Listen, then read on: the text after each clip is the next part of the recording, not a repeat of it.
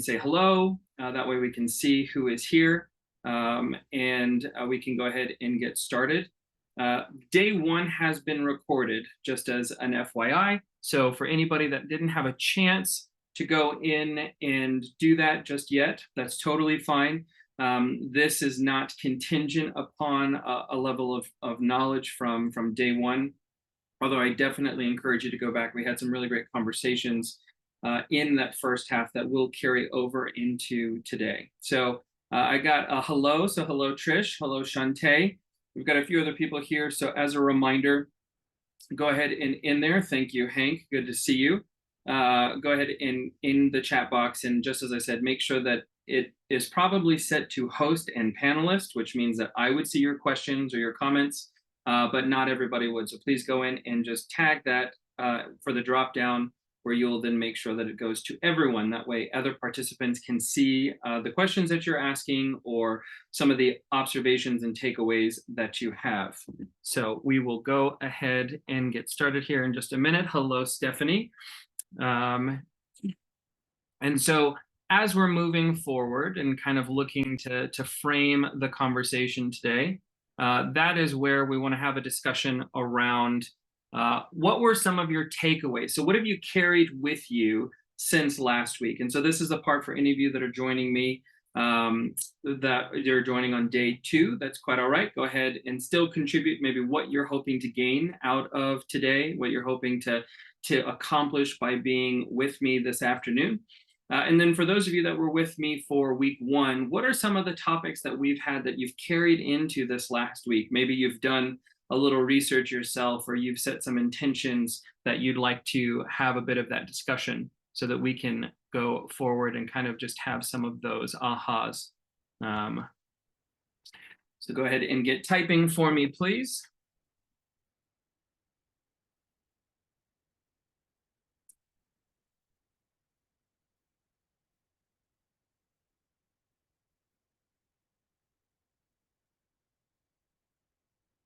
As always, I guess this will be another disclaimer as people are typing. I know it takes a moment to be able to give some of that feedback, is you will get out of today what you put into it. So if you have me in the background while you're scrolling through Facebook, or you have me on the computer, yet you are looking down at your phone and you're scrolling through TikTok or something like that, you are going to get a limited aspect of this experience versus if you are here, you are looking, you are listening intently within purpose, you're contributing in the chat.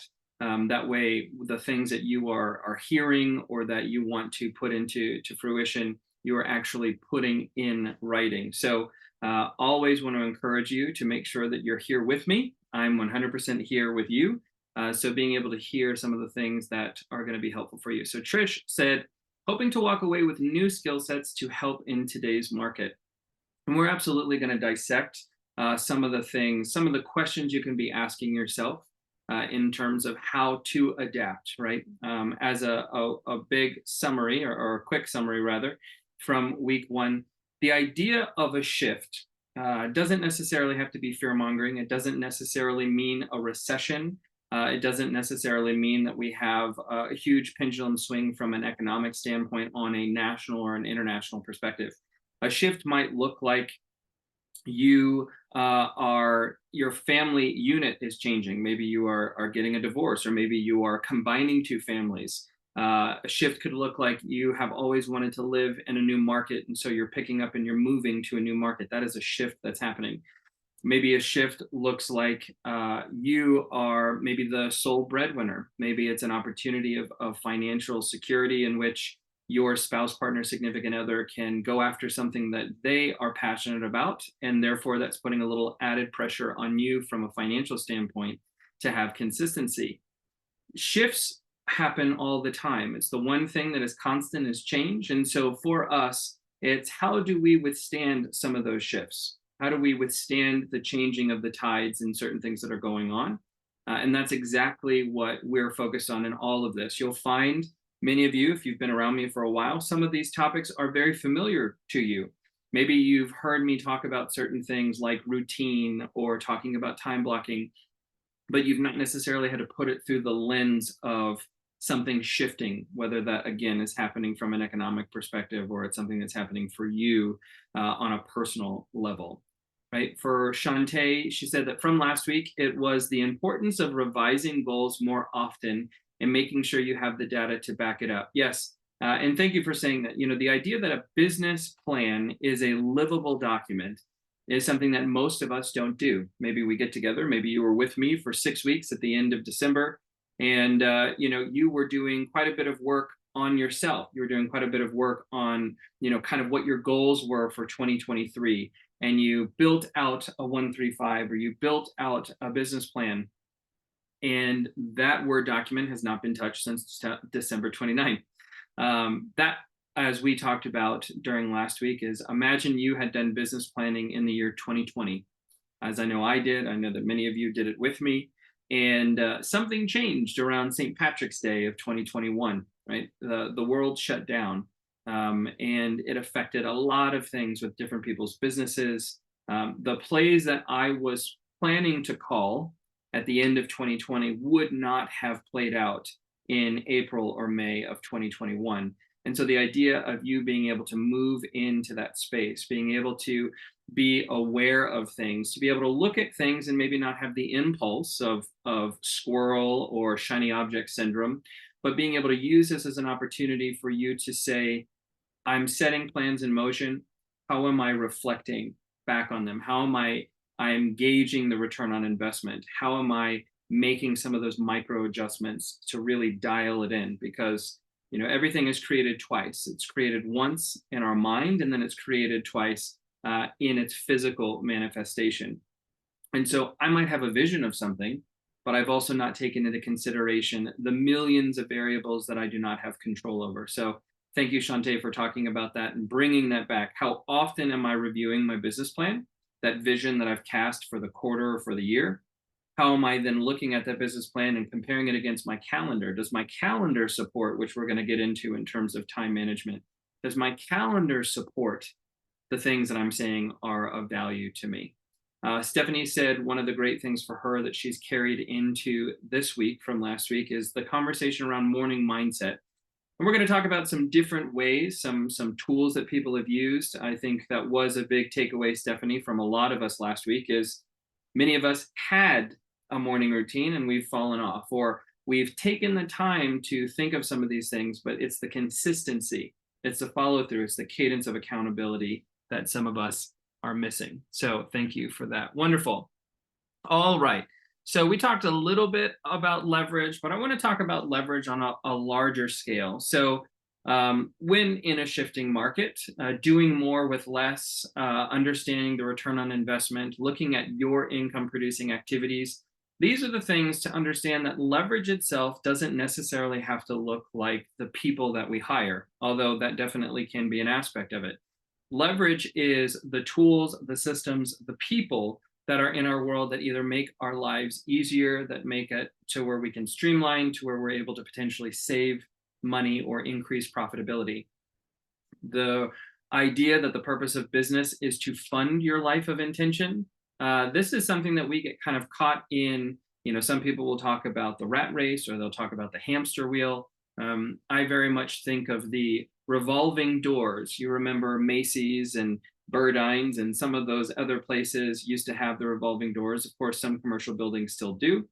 But I just envisioned the little girl that 6 or 7 years old, and she's very excited. She's enamored by the revolving door. And so she'll sit in that door and she'll go round and round and she'll wave to people, but she never necessarily leaves that revolving door. Well, for a lot of people, and especially in Western society, in which we very much go, hi, what's your name? And then that's followed by, what do you do? So much pressure is put on, what you do for a living, the aspect of making money or the side hustle, right? The idea that you must monetize every waking moment of your life. Sometimes the aspect of business, we get caught in the revolving door of business.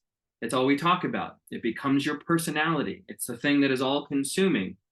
Your family sees the top of your head at dinner.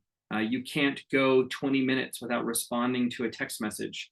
It's the reminder for us that the purpose of business is to fund our life of intention. And so I've got to live that life of intention and not necessarily get caught up in the aspect of business. And so that is where, for a lot of us, when we're talking about leverage, leverage should be in place so that I don't have to have a conversation of one thing or the other. It is an and conversation instead of an or conversation. I want to have a successful business. I want to have a profitable business. I want something that I am proud of that I have built. And I want to have a wonderful, strong, healthy relationship with my spouse, partner, significant other.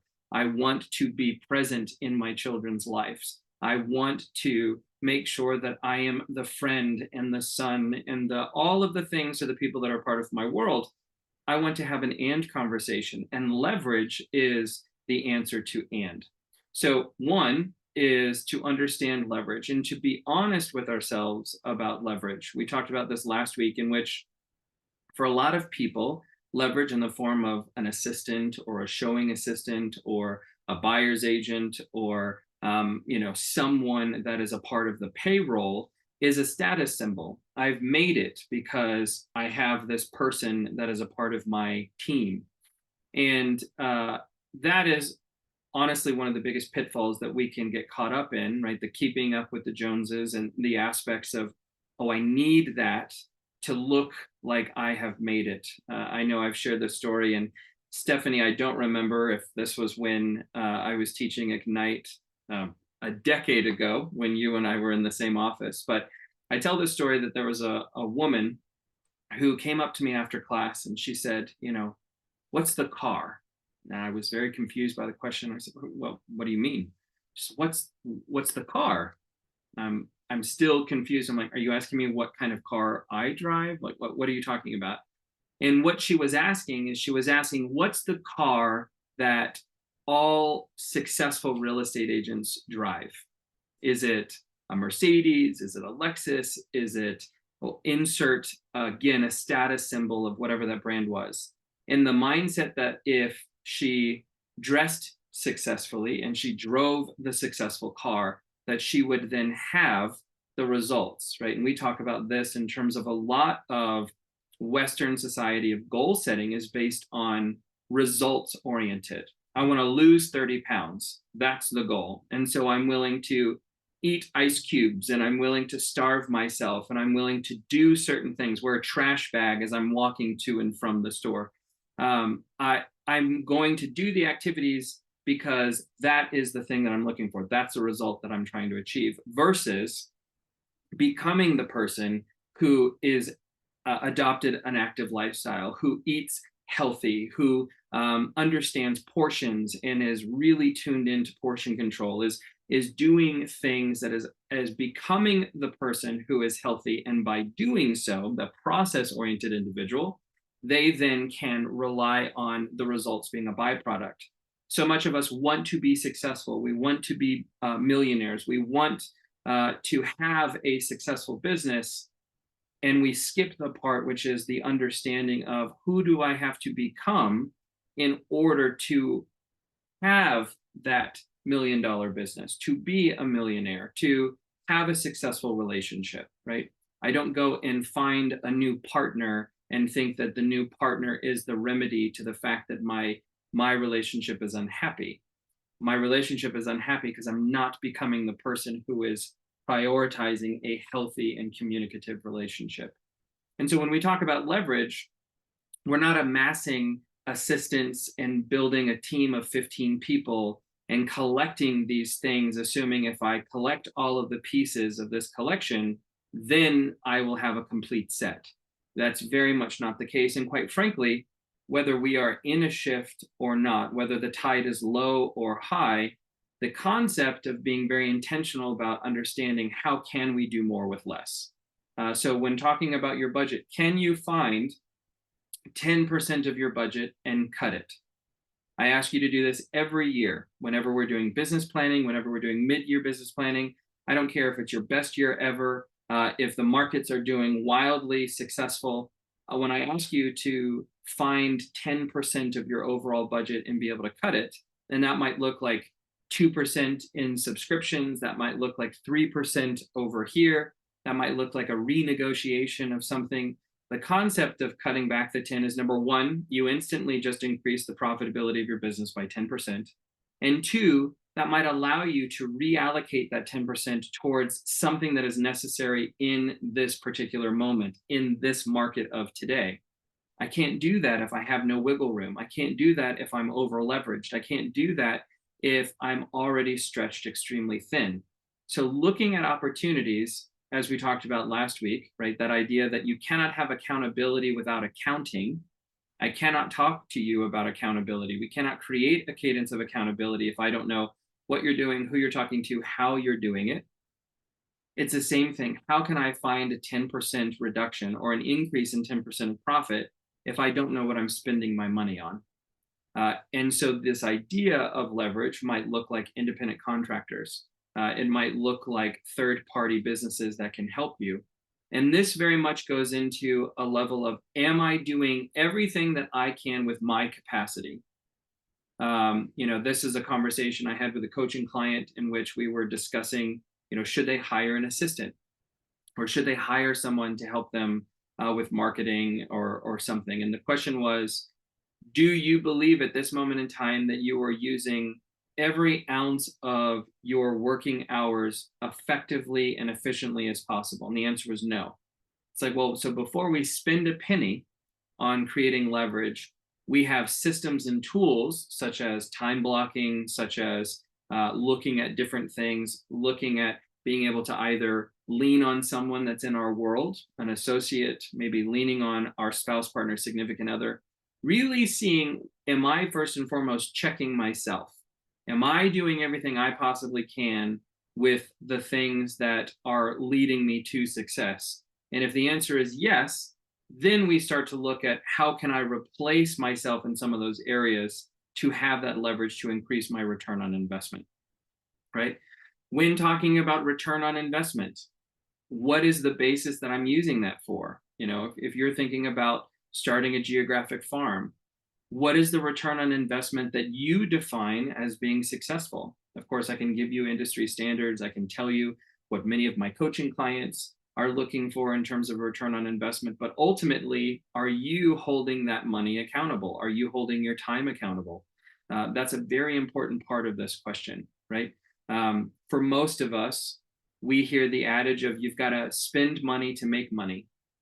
A lot of people spend a lot of money in Vegas every year. Doesn't mean that they make money. And so the idea that I am going to, Stephanie would have liked to have heard this a year ago, could have saved a lot of money. Absolutely.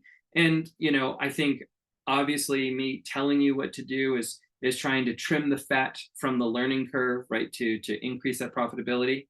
But sometimes we do have to go through it ourselves. Sometimes we do have to burn our hand on the stove so that we take a little bit more cautious.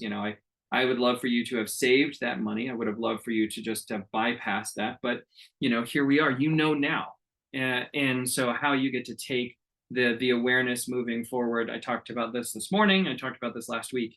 I'm very much in this space of not allowing awareness to be the recap. It's not us going into the studio and watching old play film from the game and going, oh, I should have done this, I should have done that. Awareness is saying, I did that, I'm aware of it at this moment. What am I doing with this level of consciousness? What am I doing with this level of awareness in this present moment? And so when someone's like, Michael, should I buy online leads? I don't know. Should you? What is the return on investment that you're expecting as you're going to pay out this money on a monthly basis? What is the timeline that you're looking for before you see a reasonable return on investment? Where did you get that number from, right? This is the idea when someone thinks of farming a particular geographic area. They send out one postcard. They go, Michael, no one called me on my postcard. Well, no, of course not. You might, and that would be lovely. That would be luck. But the idea that someone's going to call you within one postcard is unrealistic. Or saying, I'm going to farm, and then only sending out a postcard when you have a closing or when you have extra money. Well, that's not a plan. That's the idea of saying, I'm committed until I'm not. Well, that's not really how commitment works. So understanding and having a real conversation with yourself in terms of what that return on investment looks like. And then what is my plan B? I know what my plan A is. We've got the plan in action. We have a timeline. We have a reasonable return on investment. I'm going to commit 6 months to this plan. And so then what does plan B look like? The adage of burn the ships. This is the only plan. Okay, well, there is that. But as we're talking about, not necessarily that we're going to be risk averse, but we're going to be risk conscious, means that I'm able to look at some of these things and say, am I holding back so I can either step in when things are really working, or I can make a pivot or an adjustment when I need to? So we're going to go a little bit deeper into this in terms of some of those ways that can be helpful. But in the time of a shift, this is usually when people, one of my things that I have known from personal experience, and it's one of those things for me of reminding you, is that usually a person can pinch a penny because they have to. It's very rare that someone pinches a penny because they want to, right? And I don't mean that in terms of you being a natural saver like we talked about last week. I mean that usually when we're forced to do it, we can do it. We've been able to do with less. We're able to dig in. We're going to pull back because we have to. But most of us do not necessarily have the calluses of habit formed in doing it anyway, right? And so as I pressure you to say, go find 10% of your budget and cut it back. That looks like asking for quotes on car insurance. That's asking for quotes on business insurance. That's seeing if potentially threatening to go to a phone provider that is competition, right? I'm with AT&T. Maybe I call and I say, I'm having conversations with Verizon. This is what they're offering me to go over there. What can you do to keep me here? A lot of us wouldn't even think about doing that. Or, I've had Geico for years. It's easy. It auto renews. They already pull out of my bank account. Michael, I can't be bothered. Okay. Well, you're not going to be bothered now until you have to. And all of a sudden that extra $200 or $300 a month that you need, which will help you kind of get along in terms of groceries or whatever it might be, we can wait until you have to. And then you're making choices that aren't necessarily conscious. They're ways that you have to go about this. Little added way to do this, especially as we are in the subscription era of things. Some of you know that I do this is about every 6 months usually, unless they've been hacked, meaning I'm doing it on purpose versus I have to, is I usually call my bank. Hopefully they never watch this recording. I call my bank and I tell them that I lost my cards. I didn't lose my cards, but I'm asking them to issue me a new card. And what that does is all the things that I was like, sign up for the trial and then I'm going to cancel and I forgot to do that. Or, we have 7 online streaming services that we pay for in a month because I wanted to watch one movie and that one movie was on this thing that I could get a trial for. Me changing my debit card or me changing the credit card means I have to manually re-enter, which means I have to make that decision again. When they call me and they say that, the billing aspect failed, I get to go, well, do I want to recommit to this? Or do I just kind of want to let that lapse? Now, some of you might feel like that's irresponsible. Do what you want to do. But for me, it definitely helps us as a family go, okay, well, do we really need Hulu, Disney Plus, Paramount, Peacock, Netflix, Prime, HBO Plus? Like, do we really need, are we watching all of those anymore? Or were we watching Yellowstone for a while and now that it's all cut up, we really don't watch anything else that's on that particular platform, right? So, and you can say, well, Michael, I don't really care about $15. Or Michael, I work very hard so I don't have to care about $15. Well, I work very hard that I know that if I don't care about $15, I won't care about $1,500. And that doesn't work for me, right? Absolutely, Trish, it all adds up. Do you know your worth? Now, of course, this can be deeply philosophical, but more importantly, I'm asking you about time. So thinking about your worth in terms of the things that you do, you might have a business, you might wear a cap that says business owner. If you are an owner operator, which means that the business only makes money when you are actually in it, or a large portion of the money that you make is because you are an owner operator. well, then we can look at how much you made because of the work that you have done. And what this does is this puts this into perspective. So the idea here is that there's a mathematical equation. And so what we're going to do is we're going to calculate your hourly rate. Now we can do this per transaction. That's getting really nitty gritty. But from a general sense, you can look at two things. So number one, we can look at the number that you made last year. So let's say for simple math, that you made $100,000 last year. Well, then what we want to do is we want to take that $100,000 and then we divide that by 2,000. Now you go, Michael, where did I get the 2,000 from? Well, typically, the idea is that you have 2 weeks of vacation off. Now this is PTO. Some of you take significantly more time off than 2 weeks off, and I'm proud of you for doing that. Most of you are workaholics, or you are in the business accumulation phase, right? You're in a startup mentality. You're really focused on building or rebuilding a business. And so you don't necessarily take a whole lot of time off. So I put 2 weeks in here, right? You can adjust this number however you want. Some weeks you work more than 40 hours a week. Some weeks you work significantly less than 40 hours a week. But the idea is if we worked 50 weeks and we times those 50 weeks by 40 hours a week, then that would get us 2,000 hours. And so if I had $100,000 of income last year and I divide that by 2,000 hours, what is that number? Someone go ahead and put that in the chat box. Use your $1,000 calculator and go ahead and put that in the chat box for me, please. Some of you can do it in your head like me, but I want to make sure that you're with me and not watching comedy stand-up on Reels on Facebook. I'm needy today, so I need you to help me with that. So 100,000 divided by 2,000 equals what? Thank you, Shantae. $50 an hour. Now, what I'd love for you to do is you go, well, Michael, that was great, but I don't really, I don't care about a hypothetical number. Well, neither do I. So what I'd love for you to do is I'd love you to take, what's the number that you made last year, gross commission income, that you did, whether as a sales individual or as a small business owner, whatever it might be. I want you to take the number that you made last year, and I want you to divide that by 2,000. And you don't have to share with me that number just yet, but when you have completed that, you've done the number for yourself, I just want you to say yes in the chat box for me, please.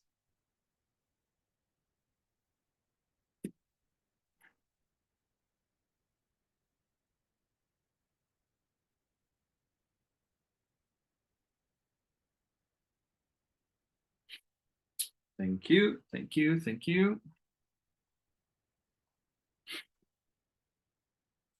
I've got more participants than yeses, so some of you are using an abacus, maybe, or long form multiplication. You don't need to do that.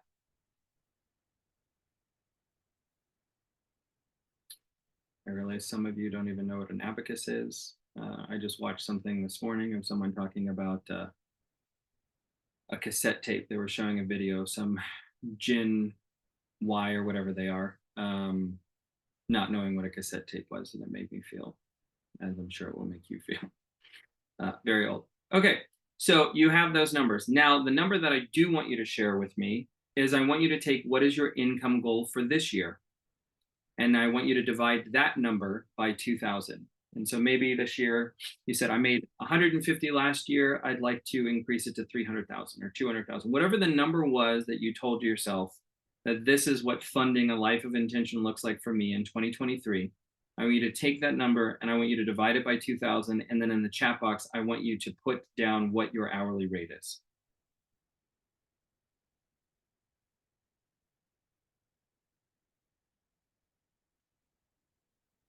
Thank you, Trish. She is on it today. Thank you, Shantae.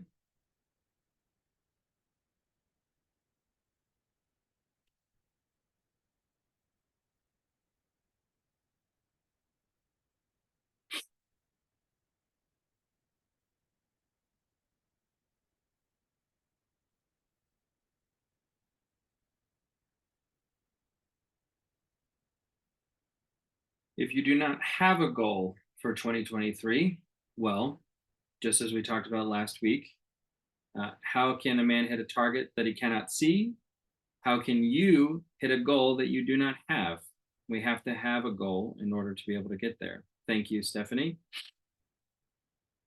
So if you need help with setting a goal, we've got great things. Shantae sent out a booklet that can help you in some of those resources. Of course, I can have a conversation with you about what that looks like, but the idea here is you have a goal number for the year, you divide that by 2,000 hours, and then that's going to get you your hourly rate. Now, when I said that you can split hairs on this, is there's different hourly rates based on different activities, right? So we just did one as kind of a generality, right? If I work 40 hours a week and I times that by 50, this is what that number is. Now that's saying I'm getting paid the same amount whether I am in Canva building my own postcard, or whether I am showing property, or I am closing on a sale, or I'm working directly with a client. This is lumping all of that together, saying in the mix of everything that I do, this is the money that I make. But as I'm looking at the participants here, many of you are real estate agents. And so the idea is, let's say that you have a $500,000 listing, and you are asking 3%.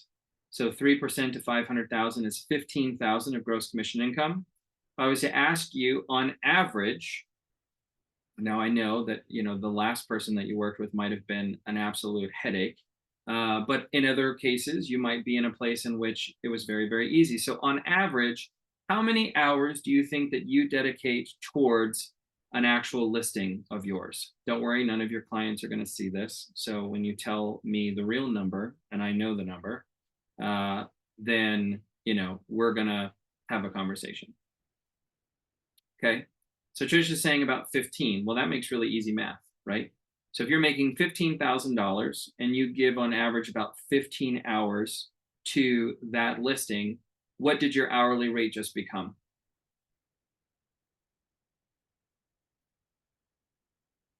$1,000 an hour.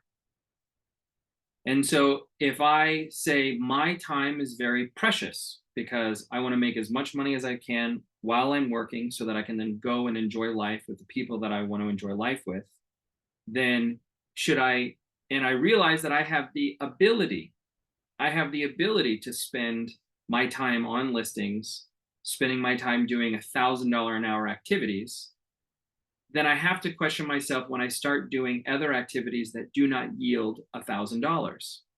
So I really love going into Canva and playing with things. If I have the ability to make $1,000 an hour, should I be working on a listing or should I be playing in Canva?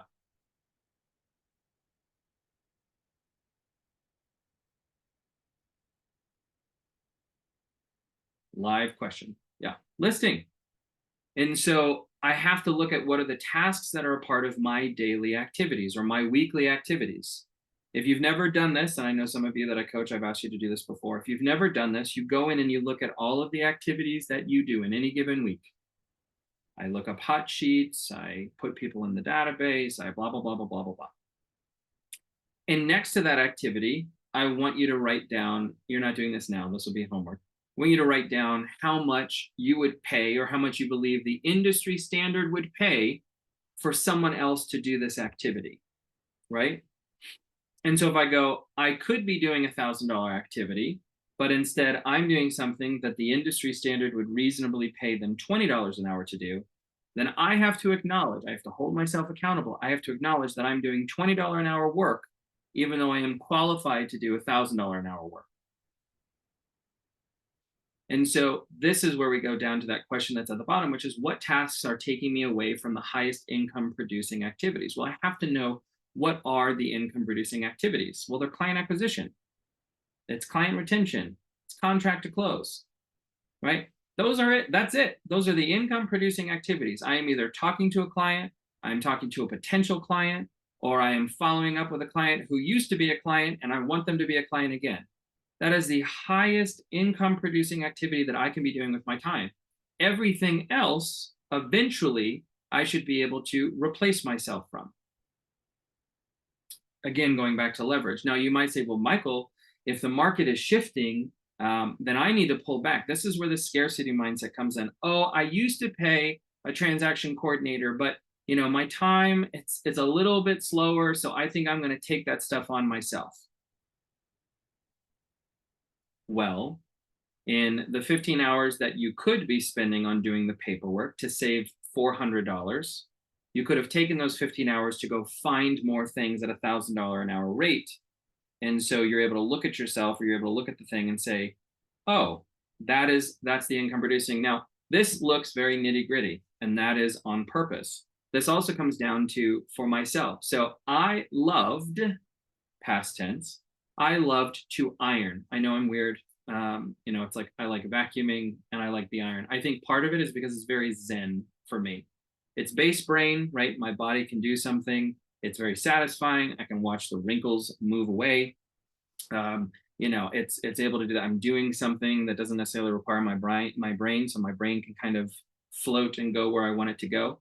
But the challenge was that I found myself that I was working until about 5:30. Then I would get home by 6. I was spending 45 minutes to an hour doing 2 shirts, right? One for me, one for Doug. Do 2 shirts, 2 socks of pants, whatever it might be. And I would spend that time and I would do that. And he was cooking dinner. So there was an hour that we weren't together because I'm in one room and he's in the other room. And then afterwards we would have dinner. It's around 7. And then we'd have about 2 hours together because I want to be in bed by 9 so that I'm reading, so that I'm lights out by 10, so that I'm up by 5 a.m. Right. And that's my process. And so I found myself going, I am spending 45 minutes, we can basically say an hour, on 2 shirts, 2 pairs of slacks. And the same way that I would do this in terms of my time is worth $1,000 an hour or whatever it might be. How much would it cost for me to have 2 shirts dry cleaned and 2 pairs of pants dry cleaned? Well, depending on where you live and whatnot, right? Let's say that it costs $10 for that. And that's high, but it just depends, right? A nice round number of $10.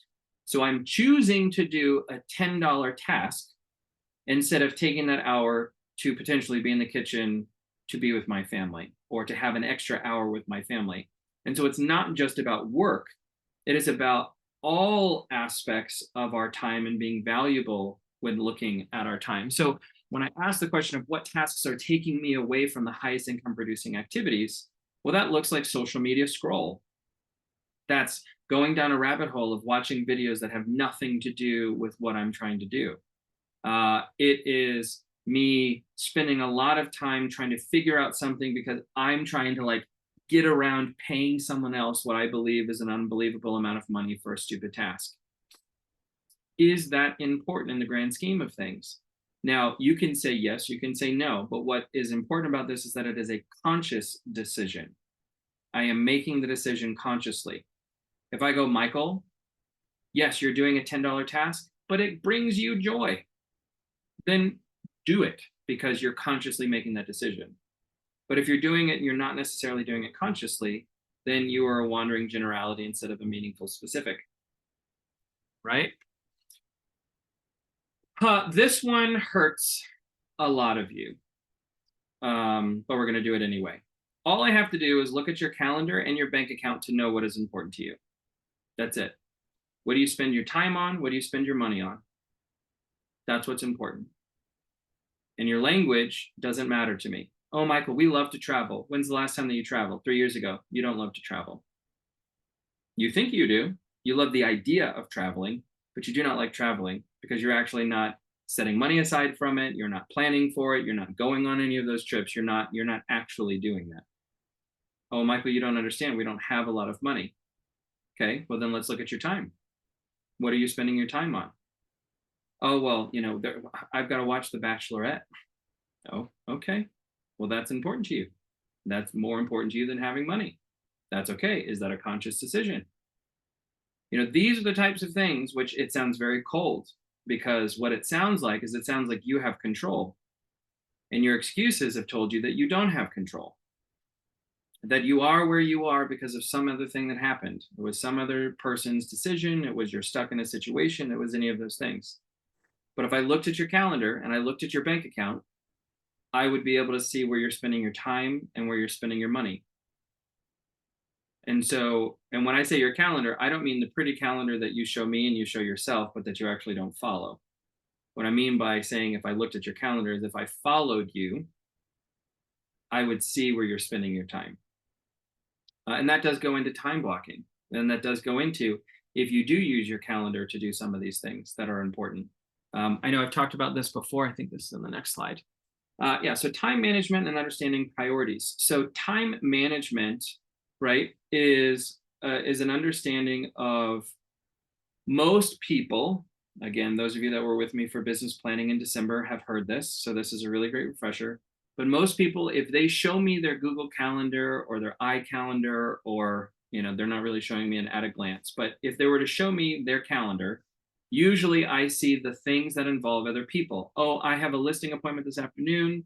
I have a home inspection. I've got a meeting with my therapist. I've got a chiropractor appointment on Friday at this time. Or I've got Orange Theory, right, in which there's another person involved, or there's a little bit of pain, right? If I don't show up to Orange Theory and I didn't cancel within 48 hours, they're going to charge me a cancellation fee. Well, I don't want to pay that, so I'm going to go. Or I'm paying a lot of money for Pilates, and so I'm going to make sure that I show up. Well, so what most people do is their calendar involves the things that are public facing. They are involved with the things that other people are a part of. But they're robbing themselves. You are robbing yourself if you don't put anything on the calendar that only you show up for, that only you would know whether you did it or not. Most people don't do that. Reading. You look at my calendar, it shows there's an alarm at 8:30, and at 9 p.m. it tells me that I should be reading. I get a notification that says that. Now, do I read every single night? No. Last night we went to a political involvement thing here locally about the riparian rights and water. Well, I didn't get home until 10:30. So did I read last night? No. But it's a reminder, it's on there. If I'm writing is on there, right? I've got time blocked that I'm writing for this time. If I am wanting to take some time and look at my own business plan, I want to kind of cast a vision, it's on my calendar. That hour says cast vision, or work on business plan, or review notes. If I told someone I was going to do something, Kendra Fountain is someone that I coach. And when Kendra was starting, we were talking about farming. She wanted to farm a particular area. We were doing these things. I told her, for her to try to run the numbers, and I would also run the numbers for her. Well, her coaching appointments are Thursday morning. So Wednesday, there was a block of time. Wednesday, right there, it says run farming numbers for Kendra.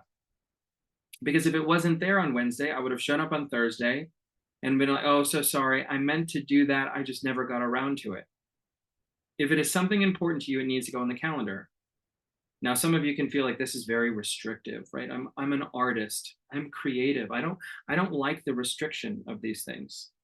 Well, I actually was an artist. I actually was a classically trained musician. And there is a lot of discipline in art. So I think you have to reframe your mindset around that. I think the other aspect is that also framework allows for the beauty of flexibility, right? If I'm a jazz player, I have to know the melodic structure of a piece of music. I need to know the way it was originally written, front and back, so that I can improvise. I can walk and explore different things melodically and make sure that I come back so that the listener knows exactly where we went and how we came back. All of those things are important. For jazz, that feels completely liberating. That feels like there's almost no structure. It is based completely on the foundation of structure. You would just sound like you're playing in a completely different key, that you have no idea where you're at, that you're Miles Davis on acid in the 70s. I mean, that level, and who was still a genius during that time, but that level of understanding is so important when we talk about time management. Oh, I'm a free spirit. Well, time block being a free spirit. Get the things done when you need to get them done so that you can understand the things that are necessary. Right? We always hear about people that it's like, oh, well, when they're with family, they feel guilty that they should be working or they should be doing that thing, right? The shackles of should. We're always restricted and bound by the, oh, I should be doing this. I should have already had more money in the bank account. I should be further along by now. Well, how's that doing for you, right? The idea here, though, is that if I'm with my family and I'm feeling guilty that I should be more productive, I should have done more today, whatever that might be. And then when I'm at work, I should be with my family. I should be whatever else that is, right? Doug is currently out in public land somewhere pushing cattle. Would I love to be there? Absolutely. That is a fun experience. It's absolutely liberating. I'm here with you. Now, that's not a bad thing. I love being here with you. This is what I do. This is my passion. And so it's one of those of like, it is what it is. Now, if I'm done here and afterwards, and I find myself that I'm able to be horseback later this afternoon, well, then lovely. If not, there's tomorrow. So the idea that if I am 100% present during the time that I have dedicated to work, I have no cares about work when I'm with family because I know I did everything I possibly could with the time that I had allocated. And when I'm with family, I don't feel guilt about work because I already have it structured for tomorrow of exactly how I'm going to be spending my time. I don't have to wonder about those things. I don't lose sleep at night going, oh, I've got to run this running list of things. I have to wake up and I look at my calendar and I look at the tasks, and that's what I show up for. Oh, Michael, but you don't have children, you don't understand, blah, blah, blah. You can give me all of the excuses. You can also do a fraction of this. 30% of this is better than 0% of anything. 60% of this, 60% of having a time block is significantly more impactful than 0% of anything. And so one of the ways, there's many of you on here, how many of you are self-professed to-do listers? You like a running list, you got a legal pad, you can look at the legal pad right now. There's things that are on there. It's there, and I used to have an assistant, very good friend of mine. I think some of you use her as a transaction coordinator, Sheila Kozelenko, who used to be Sheila Munoz. I love Sheila. Sheila is the type of person who would like draw the box next to the thing so that she could check her own box, which I think is fascinating, right? Here's the problem.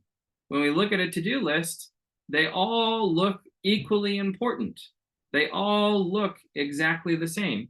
And so a really great tool to help with this is this quadrant. So you take a piece of paper, just as you would have a normal to-do list on a legal pad, and you chunk it up into these 4 quadrants. You ask yourself what is urgent and important. That goes into the first quadrant. You ask yourself then, what is urgent but not important? Oh, I got to pay that bill. Okay. Is it important? And now when you go, well, how do I define important? Is it important that you are the one to do that activity that we're talking about? Well, that's where and I used to get a lot of flack for this because people say, well, Michael, I've got to pick up my kid from school. That is urgent and important. Like my kid cannot be left at school. And that's just the way that it is. I don't have anybody. Okay.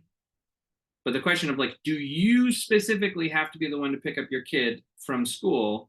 That's when I always get flack because they're like, well, Michael, you don't understand. You don't have a kid.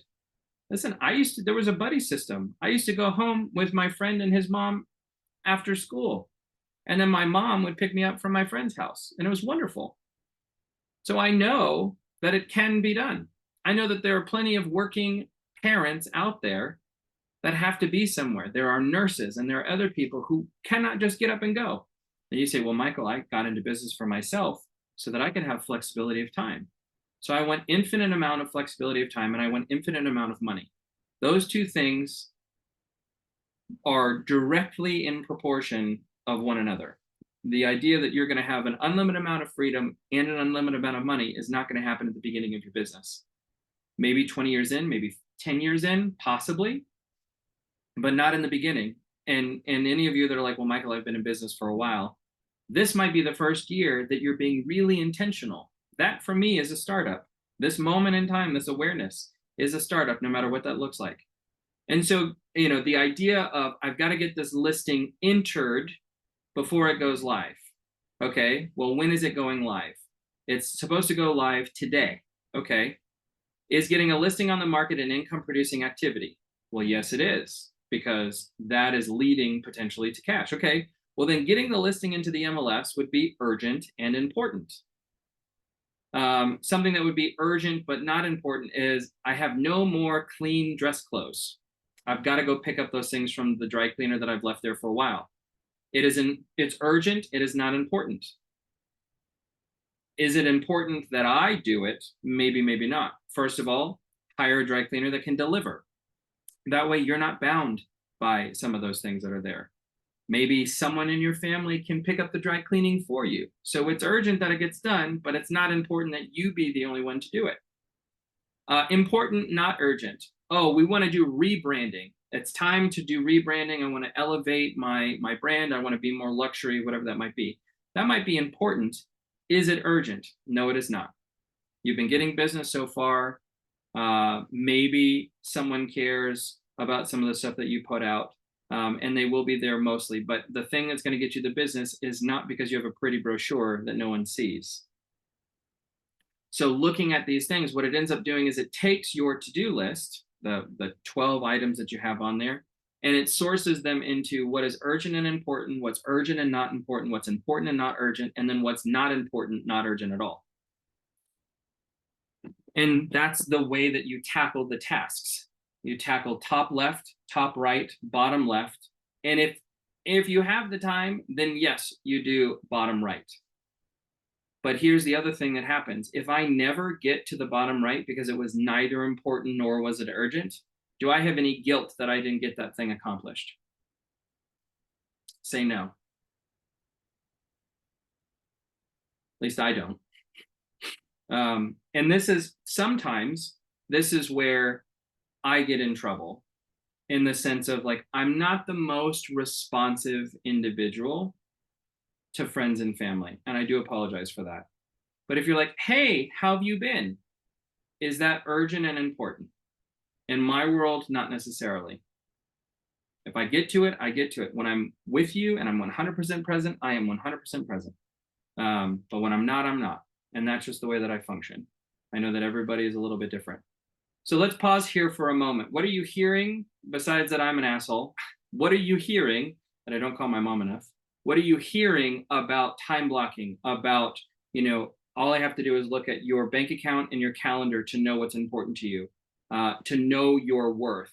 What are you hearing? What's resonating with you? What are some of the takeaways that you're getting so far from this conversation?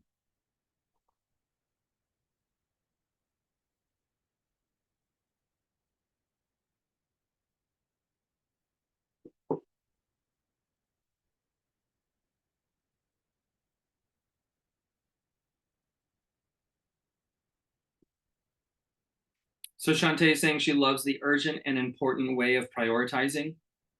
It definitely can relieve some of the stress of going, oh my goodness, I have all of these things that I need to accomplish. I'm never going to get these all done. We don't have to. That's the great thing. So what is urgent and important? That's the next right thing. Once that list is completed. And the idea here is that I earn the right to move into the other stuff, right? This is kind of like eat the frog. Well, the idea is to do some of the things that are not necessarily the most annoying or not enjoyable aspect of things. This is about saying, what is the most urgent and important thing? Well, the most urgent and important thing is new business and current business. So every day, am I making sure that I am doing something to attract new business and I am doing something to service current business? After that, I earn the right to move into whatever else is on the calendar. I'm having lunch with a potential lending partner. Is that urgent or important? Now, I've already got a lender. My lender's fine. This person wants to take me out for lunch. Hey, it's a free lunch. Did I do the urgent and important stuff first? The answer is no. Then I cancel the appointment. I'm so sorry. I really don't mean to do that, but I've got a lot of things that I need to accomplish. And quite frankly, this is just not on the priority list for me. Can it be an email? Can it be a phone call? Something else, right? Is it something that I can do going to something or from something? Looking at the things that are there. So Hank is saying it's crucial to your business. Tell me what's crucial to your business, Hank? Obviously, time blocking, holding on return of investment, a lot of these things. Absolutely. What else? Someone else give me, what are you hearing? And then we'll move on.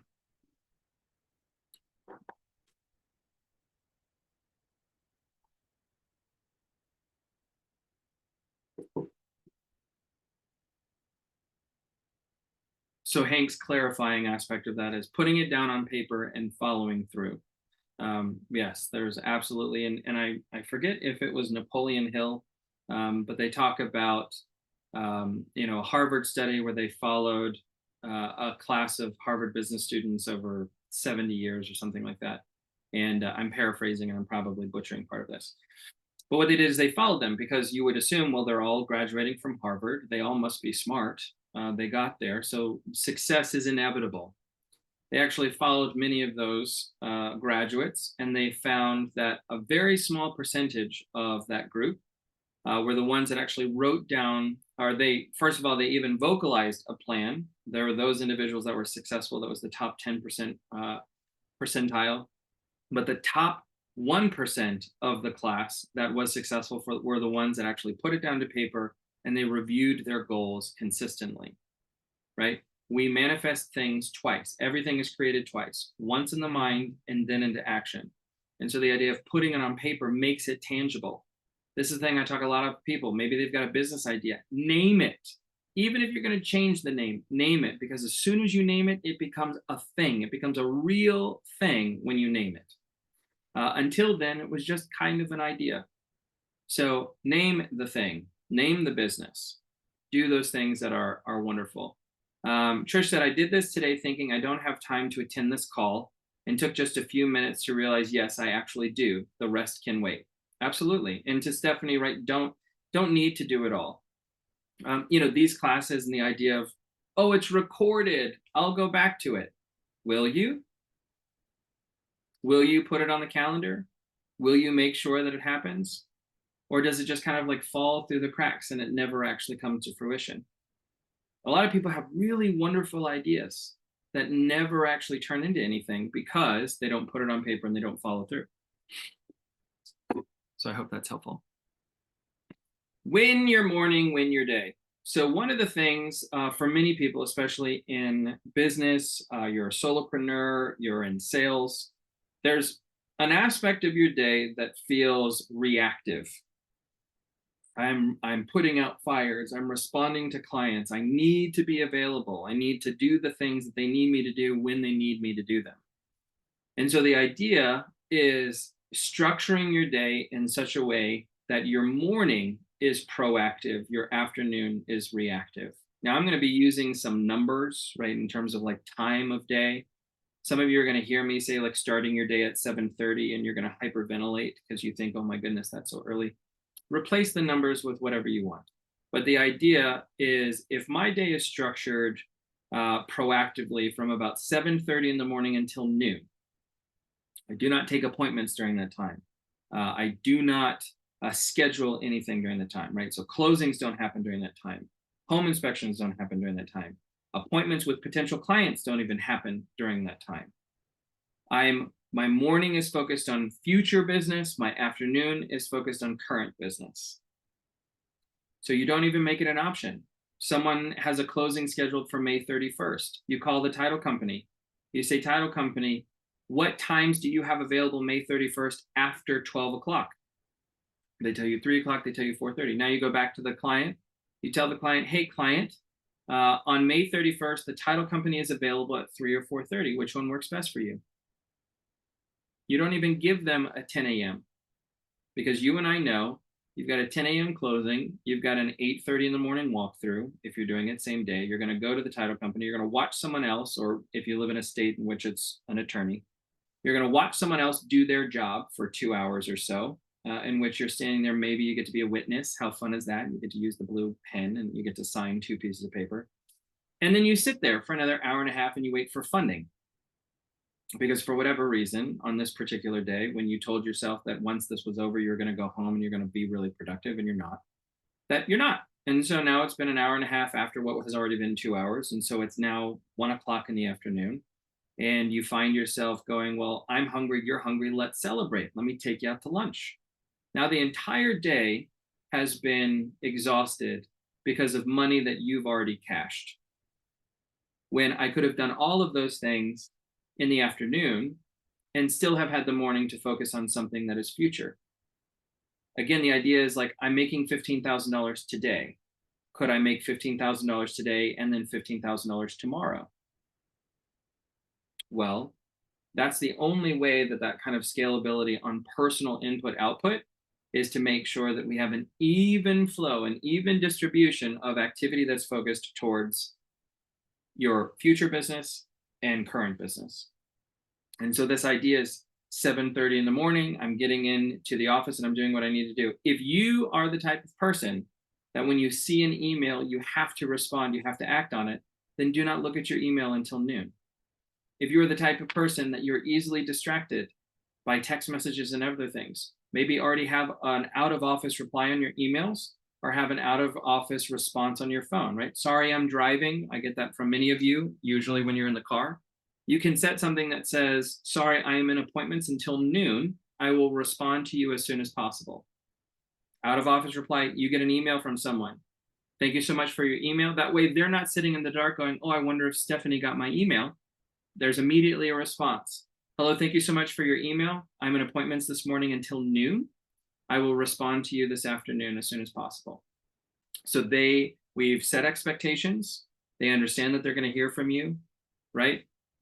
Unless you're a doctor in this call, we don't save lives in whatever business you are a part of.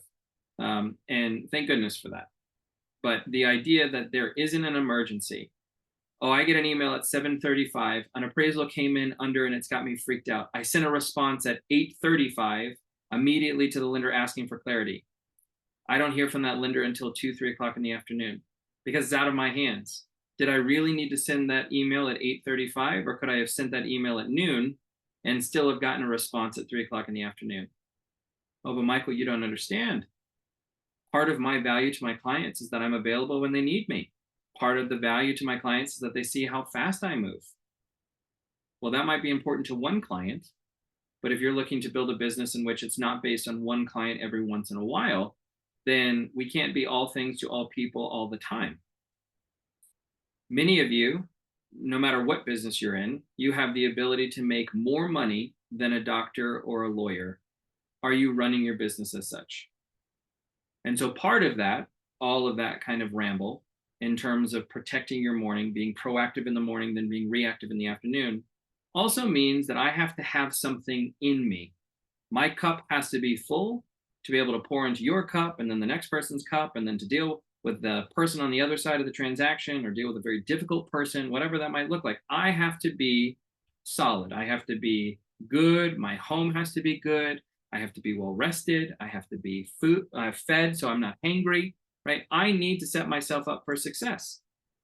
Well, setting yourself up for success and pouring into your own cup is making sure that you have a morning routine, like we talked about last week, that you have a morning routine that's consistent. Now, I'm not saying that you have to get up at the exact same time and do the exact same thing and eat the exact same thing, but I'm saying that you are being intentional about making sure that you're starting your morning with yourself, pouring into your own cup before you pour into others. Now, there is many different forms of a morning routine. And of course, my definition of a morning routine is not what you have to do obligatory so that you can kind of get at the day. What I mean by that is it's not taking the dogs out, brushing your teeth, turning the coffee pot on. Those things are already going to happen, whether you are unemployed or not. But the idea of you pouring into your own cup is, what am I doing to make sure that I am good? My spiritual self is good. My physical self is good. My personal growth is good. And so there's a lot of different versions of this. Hal Elrod is someone who wrote a book that is called The Miracle Morning. And so what he did is he studied the morning routines of successful people. Of course, that definition is going to be ever evolving for yourself. But the idea there is that he noticed that some people had some of this, some people had all of this. There were portions of this. And so it's a really great kind of reminder of these acronyms. So the SAVERS, those 6 letters are an acronym of things that can be a part of your morning routine. Of course, he's saying do all 6 of them every morning. And so if you're kind of going from couch to Iron Man, we can ease into them. But the idea of the SAVERS are silence or meditation, right? Sitting with yourself, kind of spending a moment just to hear your inner dialogue, just to hear the voice inside your head, just to check in. It could be that. right? And each one of these, they can take you 1 minute, they can take you 30 seconds, they can take you 30 minutes, depending on the task. So I'm starting with silence or meditation. Some of you go, Michael, I cannot sit in silence. My brain, as soon as I wake up, is just going 300 miles an hour. Okay, well, then maybe do a guided meditation. It's giving you a point to focus on. It's giving you that opportunity to work on those things. Maybe you do box breathing. Box breathing gives you something to focus on. So the idea is that you're creating in your mind a visual representation of a box. So I'm going to breathe in for 4, or I'm going to breathe in for 8, or I'm going to breathe in for 6, depending on lung capacity and whatnot. So I'm going to go 1, 2, 3, 4, 5, 6, and then I'm going to hold for 6. And mentally, I have a mental image of a box. So it's in for 6, hold for 6, out for 6, hold for 6, in for, and you can do this 5, 10 times.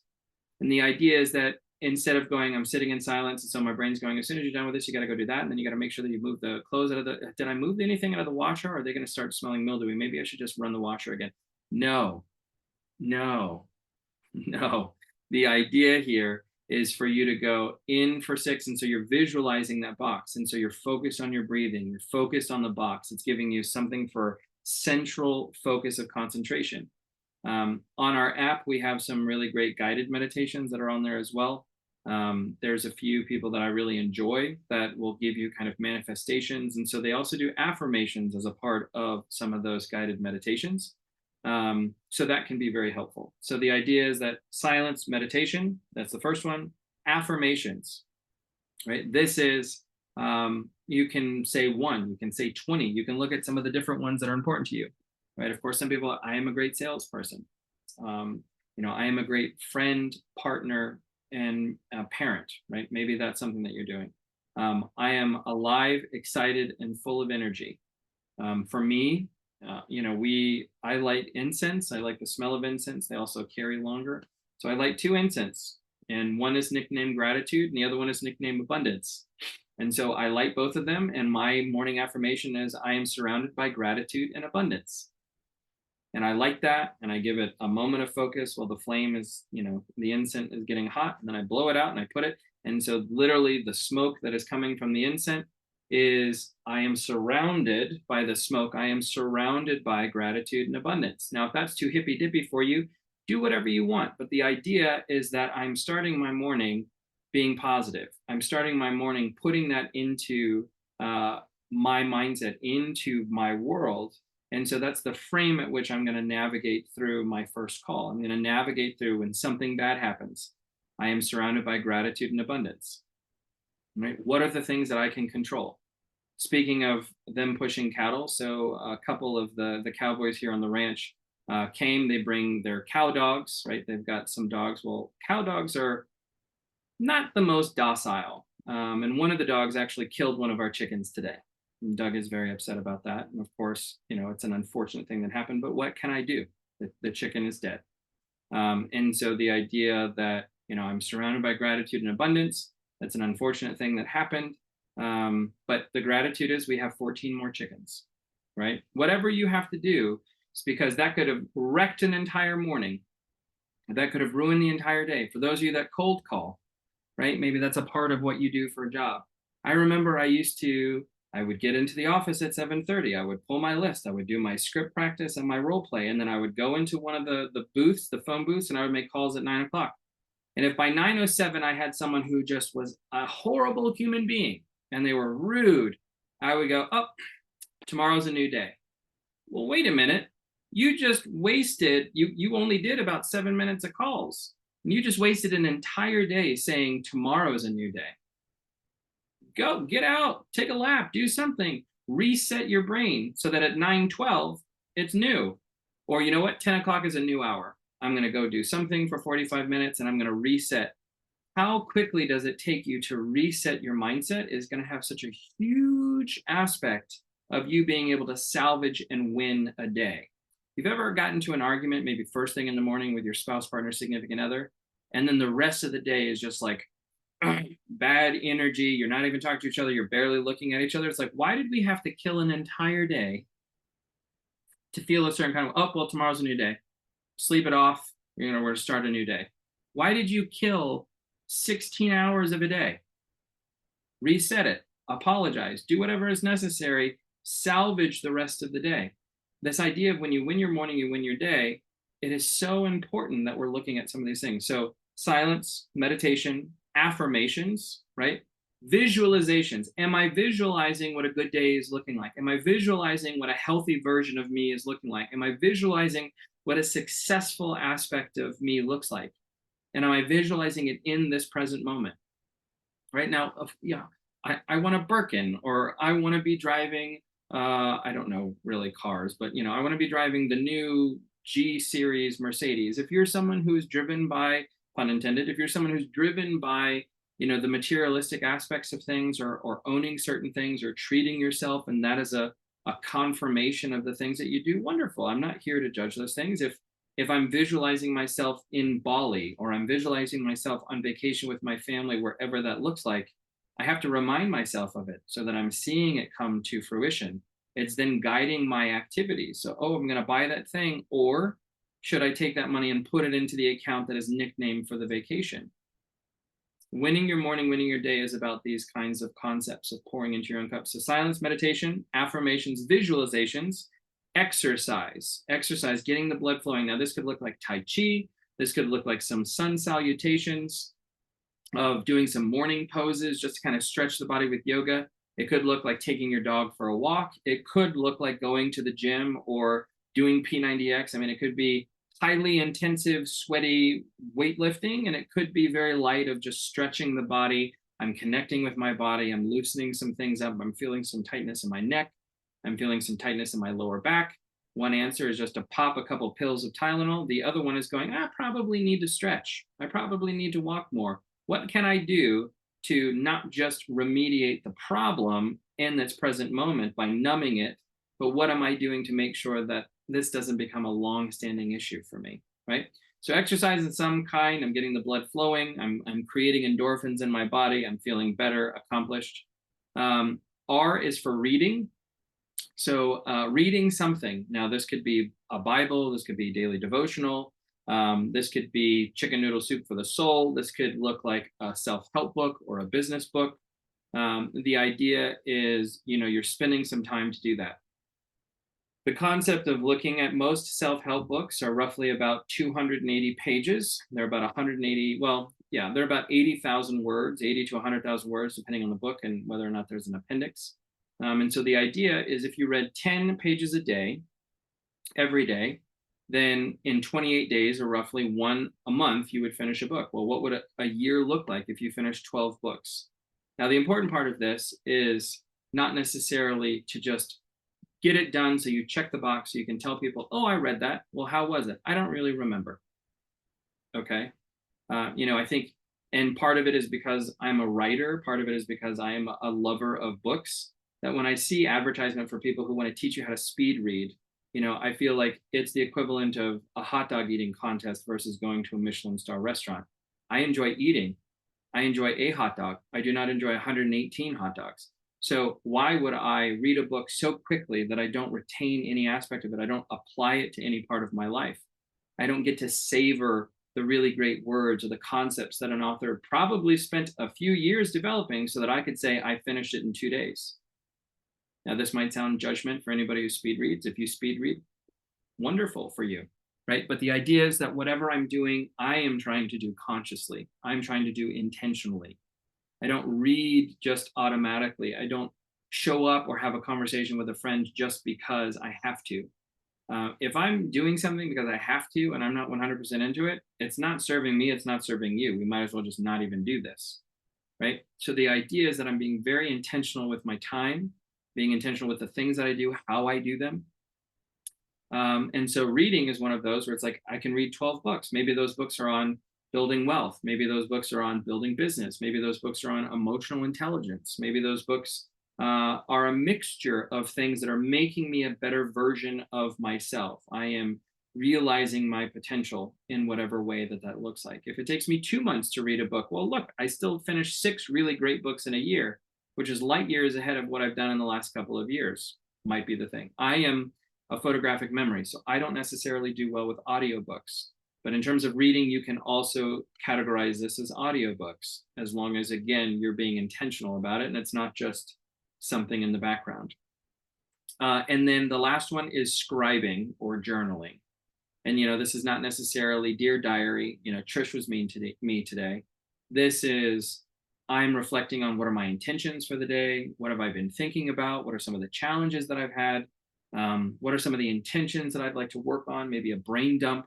But the idea is that you're sitting with yourself and you're able to kind of reflect on some of the things that are there. Maybe this is an opportunity for you to write the things that you're grateful for.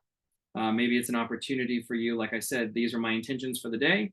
And then maybe tomorrow, what are the intentions did I complete? And what of those have been carried over to today? If I find that I keep putting them on there, but I don't actually ever do them, then I look at my urgent and important quadrant and see, did I put it anywhere on there? After I look at the quadrant, I then look at my Google Calendar and go, did I actually time block to do that thing that I said was important to me? Right? And so the idea, if I win my morning, I win my day. If I have hyper intense 4 hours in the morning of where I'm being intentional, the afternoon is a reaction to my morning, right? If you're just starting out, you've got nothing in the pipeline, you've got no clients, you've got nothing. Getting up, getting active, doing these things, starting your day at 7:30, focus on client acquisition, follow up from 7:30 in the morning until noon. Take the rest of the day off.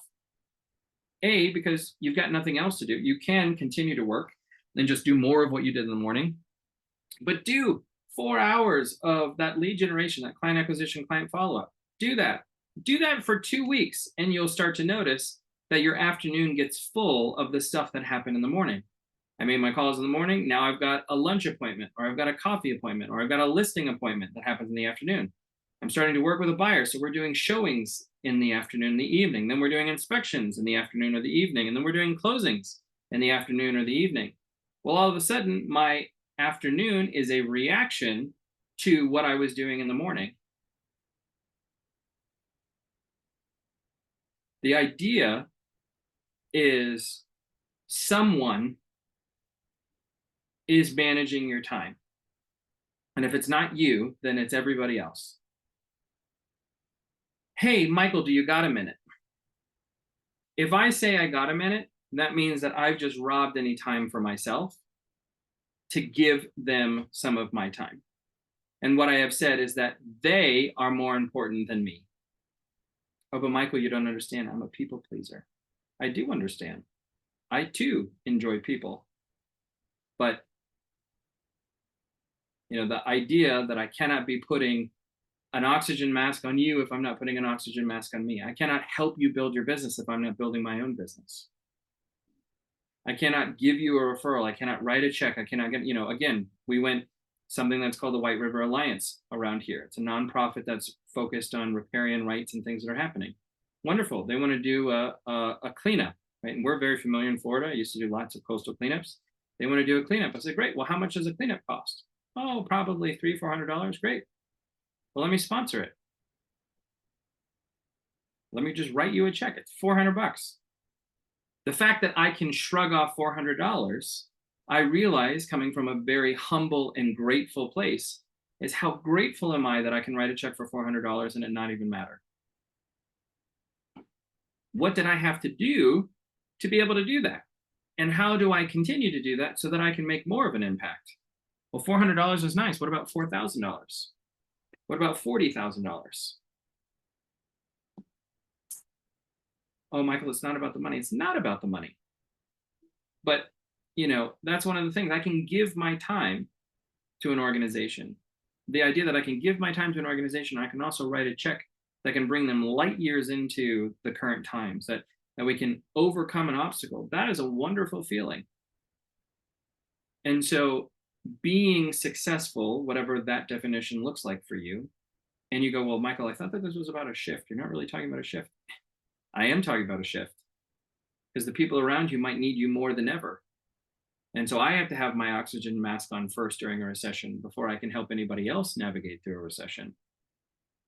I have to be secure if I'm going to be able to help a family member that is sick or is going into surgery or any of those things. Right? So it's really, like Trish is saying, I'm setting the pace and direction as well as some of my habits. So if you know me, you know that I love the etymology, right? The origin of words. And so looking at the word decide, the root, right, of that is side. So it's Latin to cut or to kill. And then the D, such as decapitate, right, is off, right, or descend, right, or any of those things that might be there. So when you decide something, you are to kill off all other options or to cut off all other options. So this is when we say, if you say yes to one thing, you are saying no to many other things. I love that there was this conversation that was happening, I believe, with Tim Cook. It was either with Steve Jobs or Tim Cook, and I think it's Tim Cook, current CEO of Apple. And they were talking about, good ideas. And one of the things when they were comparing kind of Apple to Samsung, right? Well, Samsung has refrigerators and they have dishwashers and they have cell phones and they have all different devices of different things. And they're running 50 million products, right? Much like a General Electric. They're running all of these good ideas, and hopefully, some of the good ideas have higher profit margins than others. Some of them stick, some of them don't. That is the business model of Samsung. Spray and pray, right? We're just going to say yes to all of these good ideas. I'm going to put $1 on every horse on the race, and we're going to see which one's kind of winning. And hopefully, I got more money ahead than behind. Apple, when Steve left, when he was asked to leave, then Apple kind of explored and they expanded into a lot of these products. When Steve came back, he cut so many of those things down to where Apple only had at that time 9 devices that they were going to be pushing. And the whole focus was make those 9 things as great as possible, make them the only option, not even a great option, make them the only option. And so when they were talking to Tim about this, one of the things that Tim was saying was that we say no to good ideas all the time so that we can make room and go all in on a few great ideas.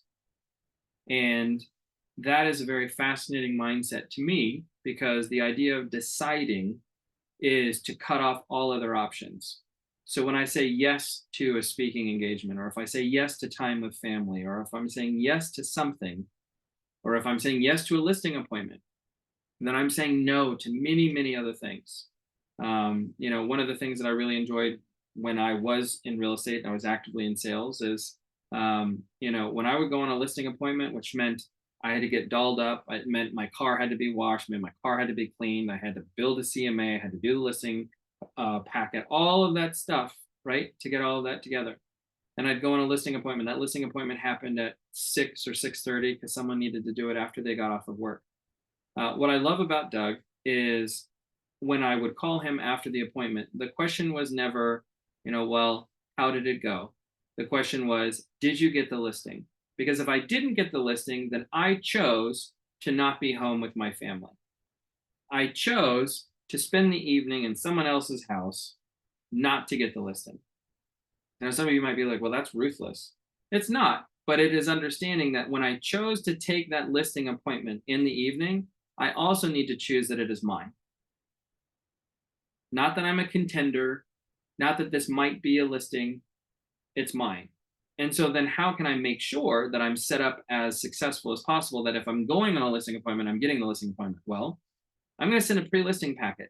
I'm going to throw every possible thing at them that they can object to, that they don't want to deal with, all of those things, so that they can tell me no before I ever get in the car or have to clean my car. I want to ask pre-qualifying questions. I want to know, do they really want to sell? Or are they just thinking about it? What's their motivation? Are they thinking about selling it themselves? What are some of their biggest concerns about selling their home? What do they want to sell it for? What are the lowest that they will go? I want to know all of those answers before I ever have to get dolled up or I have to get into my car. Because if I make it to the point that I'm in my car and I'm driving to your house, I'm getting that appointment. I'm getting that listing. And that is a mindset. That is a decision that is made. And all of the steps before that are a decision that is made. Oh, but Michael, you don't really know that. Okay. But I'm going to try to do everything that I can in my power. Are there questions that I could potentially answer before I ever get in a car? Absolutely. Well, Michael, you don't tell them about your commission or price before you get there, because, that could kill it. You're absolutely right. I have to make that decision. After we have that conversation, is this still an appointment that I want to go on? If this guy thinks his house is worth $1 million and nothing in the neighborhood is sold above 650, and when I ask him what's a number he won't go below, and he says $1 million, do I really want to go on that appointment? If all signs are pointing that this guy wants nothing to do with any form of reality, that's a really important question, right?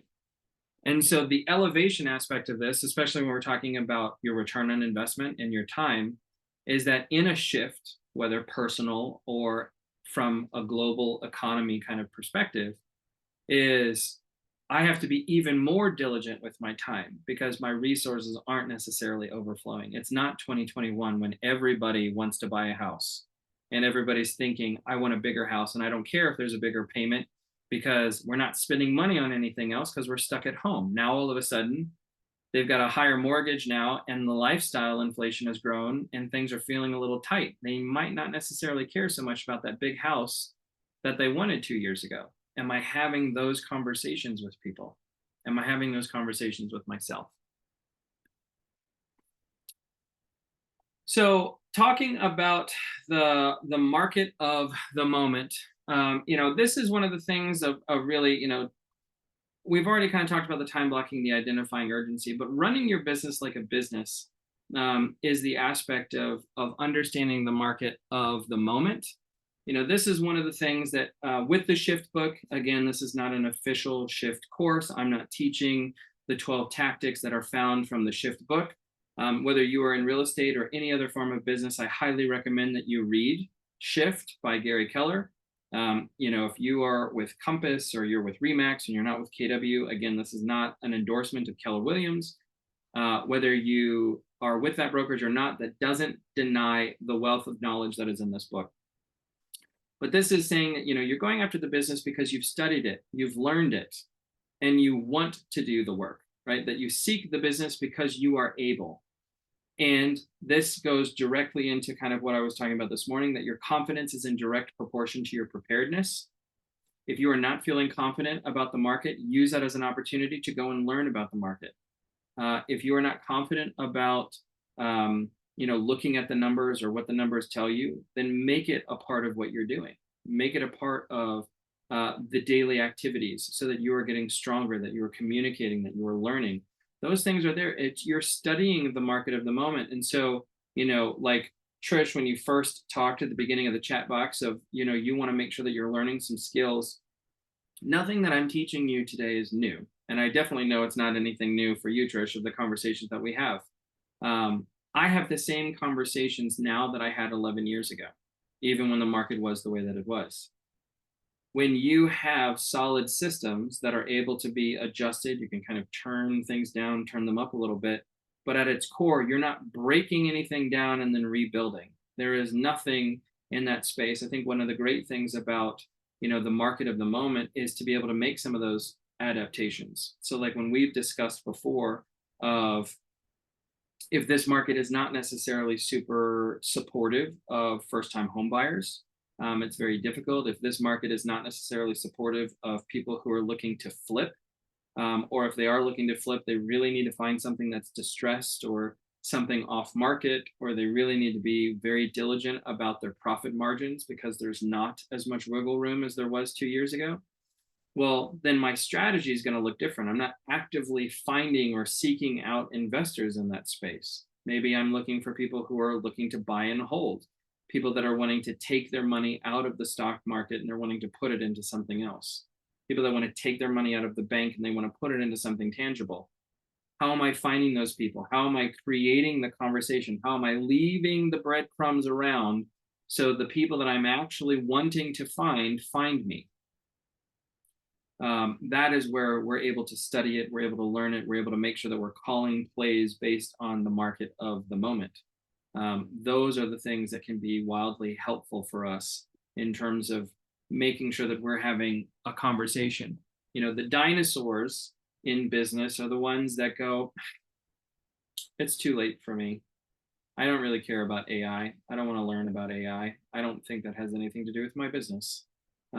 Or the agents that, Michael, why do you keep telling me I have to get on video? I haven't needed to be on video since I've been in this business since '84. I've not needed to be on video. Why do I have to be on video now? Okay. Comet's coming. We'll see whether you're a cockroach or you're a dinosaur, because one's still here. So the idea of you being able to adapt and you being able to withstand certain things also means that you have been prepared for it, right? I am an optimistic pessimist, right? You hope for the best, you plan for the worst, which means that I am not risk averse. I'm risk tolerant. I am risk conscious. And so asking myself, what are some of the things that are doing? How am I making sure that I'm diversifying where my business is coming from? How am I diversifying the sources of my business? How am I reducing some of those expenses so that I'm a little bit leaner? How am I holding my money accountable? How am I holding my time accountable? How am I holding my assistant's time accountable? All of those things require us to no longer move from a place of autopilot or fake it till you make it, or I'm figuring it out as I go, to saying, I'm going to do the work on the front end or the back end. I might as well do it on the front end. So I'd rather take 20 minutes to kind of map something out than do something for a week or two and then find that I've gone way down in a different direction than I wanted to go. And I feel either dumb or I've wasted a whole bunch of time, or the shackles of I should have done the other thing that I told myself to do, right? This is not, when we talk about any kind of shifting market, it can never be done with blindfolds on. And a lot of people, their activities or their results, quite frankly, are an accumulation of all of the little choices that were made unintentionally, right? No one intends to go into debt, bankrupt. No one intends to get wildly overweight. No one intends to have a failed marriage. No one intends for any of those things. They happen gradually and suddenly, and usually they're done through a series of choices that weren't even made consciously. So this one little thing, plus this one little thing, plus this one little thing, over time was gradual, gradual, gradual. And then all of a sudden I look up in midlife crisis. All of a sudden I look up and I'm 50 pounds overweight. All of a sudden I look up and I don't even know who my partner is. It's never done with intention. So when a recession happens, or when a shift happens economically and someone is blindsided by it, well, why? We talked about recessions during kind of the doomsday prepper class that I did with the coaching clients. And I use that language partly because I was being tongue in cheek. We've got someone in our community, DJ, who hates fear mongering. And I understand that. And part of that was a realization. So we're going to have that same conversation now. So since the Great Depression, right, the number is that there have been 11 recessions since then. On average, there is a recession every 6.5 years. What is a recession? Depends on who is defining it, but typically they say that there is a correction is within 20%, plus or minus 20%. A recession is when it is greater than 20%. That's someone's definition. Someone else's definition looks like 2 consecutive quarters of negative GDP, right? Gross domestic product. That's on a global scale. Some of the things that they don't include in those numbers are unemployment. So that actually has nothing to do with whether or not it's a recession. They also don't take into consideration some of the different things that happen within the real estate market, which is surprising. So the idea of talking about there's a recession every 6.5 years in some form or fashion means it's happened before, it will happen again. Whether or not it affects the real estate market, or it affects if you're a pool cleaning company, or whether it affects a coaching business, right? That is to be determined, whether or not it's very specific to you. You might live in an area where, again, national news is saying that home sales are down 2% over 230 metro markets, yet yours is booming. So we use the information to have a level of awareness and then to call out the tasks that are necessary. But the idea is that if you feel like you've been moving just kind of at the pace, you've been taking things as they come, preparing for a shift whatever that looks like in your personal life or on a national scale, means that you're prepared for it because you see it coming, or whether or not you see it coming, you have a contingency plan. I have a contingency plan. What does that look like? And also, what can I do if the tide is still up? How can I really make sure that I'm using the most of this so that I can then dig in those moments? I can find those opportunities when they happen. Again, I'm not here to fearmonger at all. There are plenty of people, businesses, individuals that thrive whether something happens or not economically. But they don't do it by accident. They do it because they're reading the moment, they're seeing what's happening, they're making themselves available, they are open to adaptability, they're process oriented, not results oriented, right? Absolutely. To Trisha's point, it's important to be agile, to adapt. Yeah. The only constant is change. So, how do you stay learning based? How are you learning about branding? How are you learning about social media? How are you learning about marketing? How are you learning about the economy? How are you learning about the market? New things like artificial intelligence. Are you learning based? Oh, Michael, I'm not really a reader. Okay, well, then don't read. Find a different thing. Are you listening to podcasts? Are you watching anything on YouTube? Are you reading if you are a reader? Are you surrounding yourself with good conversation? Are you part of a group of individuals that are having conversations about what's going on? Are you seeing someone? Do you have a mentor? Do you have people in your world that you can lean on and ask questions to? If it's been too long, you found yourself, oh, Michael, I used to watch TED Talks in the morning when I was getting ready for work. I used to read, and it's been a while. There's no need to self-flog, right? It's an awareness and go, that's something that I'd like to reintroduce into my calendar. Going back to time blocking, going back to the quadrant. Is it important? Yes, it is. Is it urgent? Maybe. It's not urgent right now. It's not urgent during the time that I should be making phone calls, but it is urgent, meaning I'd like for it to happen today. So why do I read at 9 o'clock at night? Well, because there's nothing really else that's going to happen at 9 o'clock at night. Banks aren't open. I'm not taking coaching calls at 9 o'clock at night. So it's a wonderful time for me to do it. Oh, but Michael, by 9 o'clock, I'm tired. I read the same paragraph over and over and over again, and I don't really retain it. Okay, well, then don't read at night. Read in the morning. Why do I get up at 5 o'clock in the morning? Because the rest of the house is quiet until 7:30. That's why.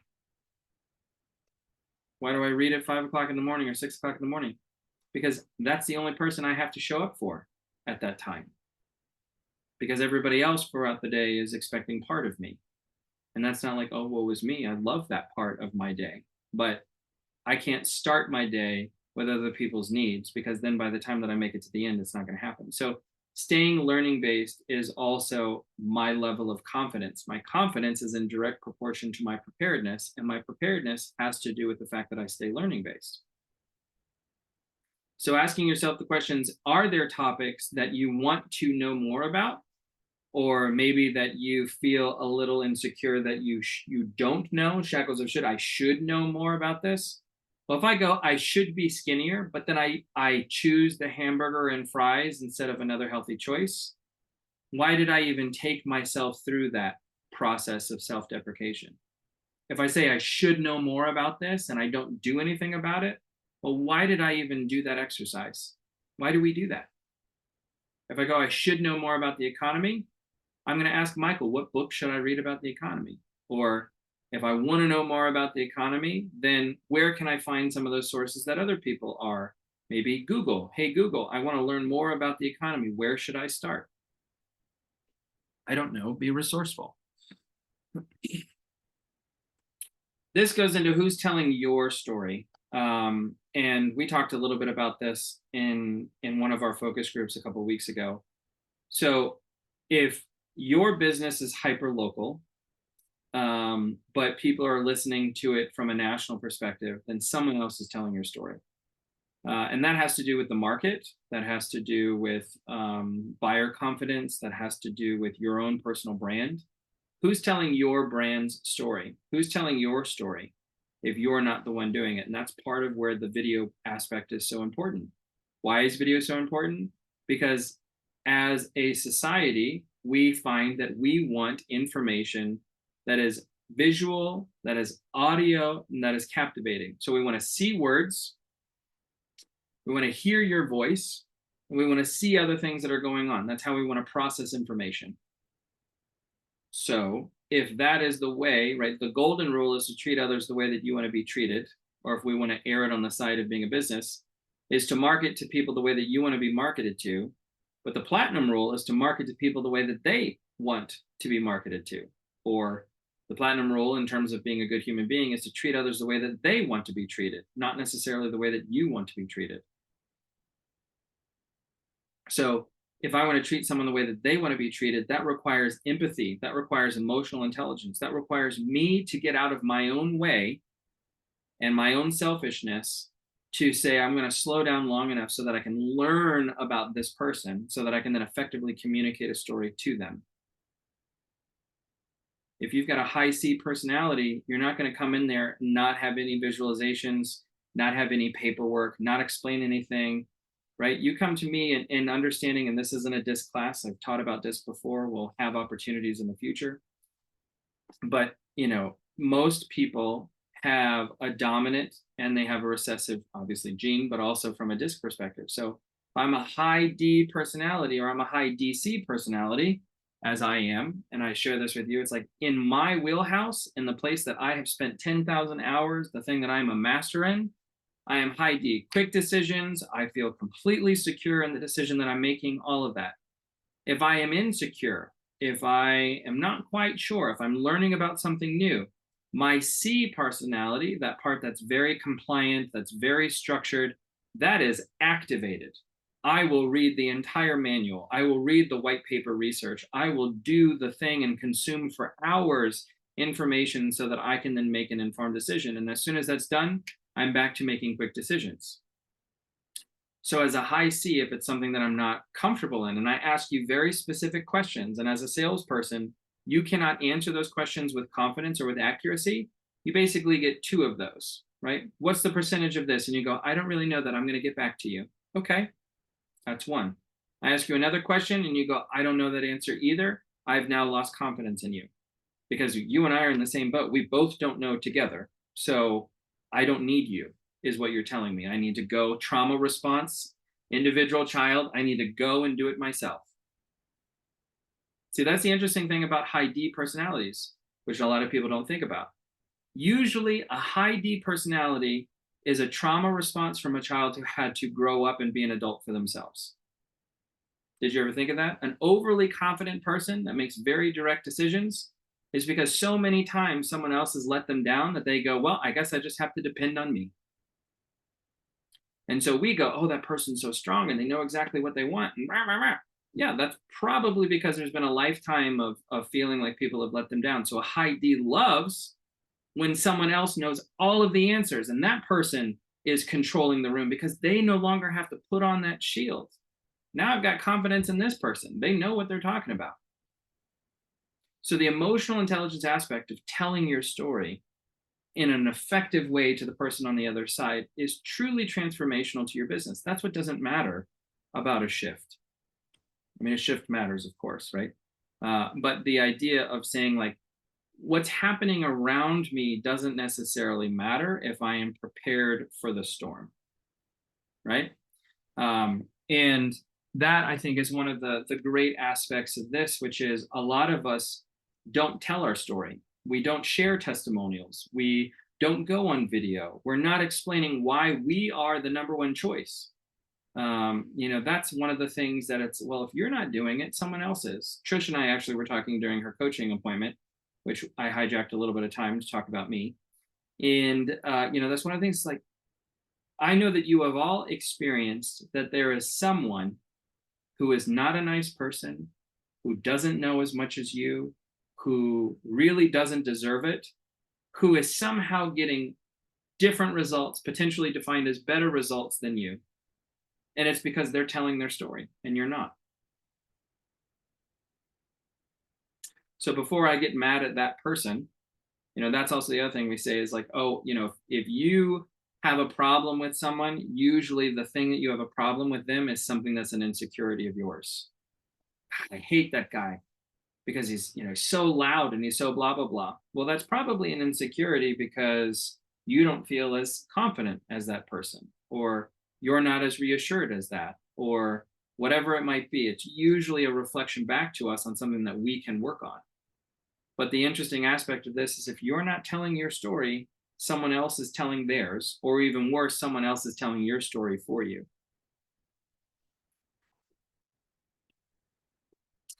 I loved this quote.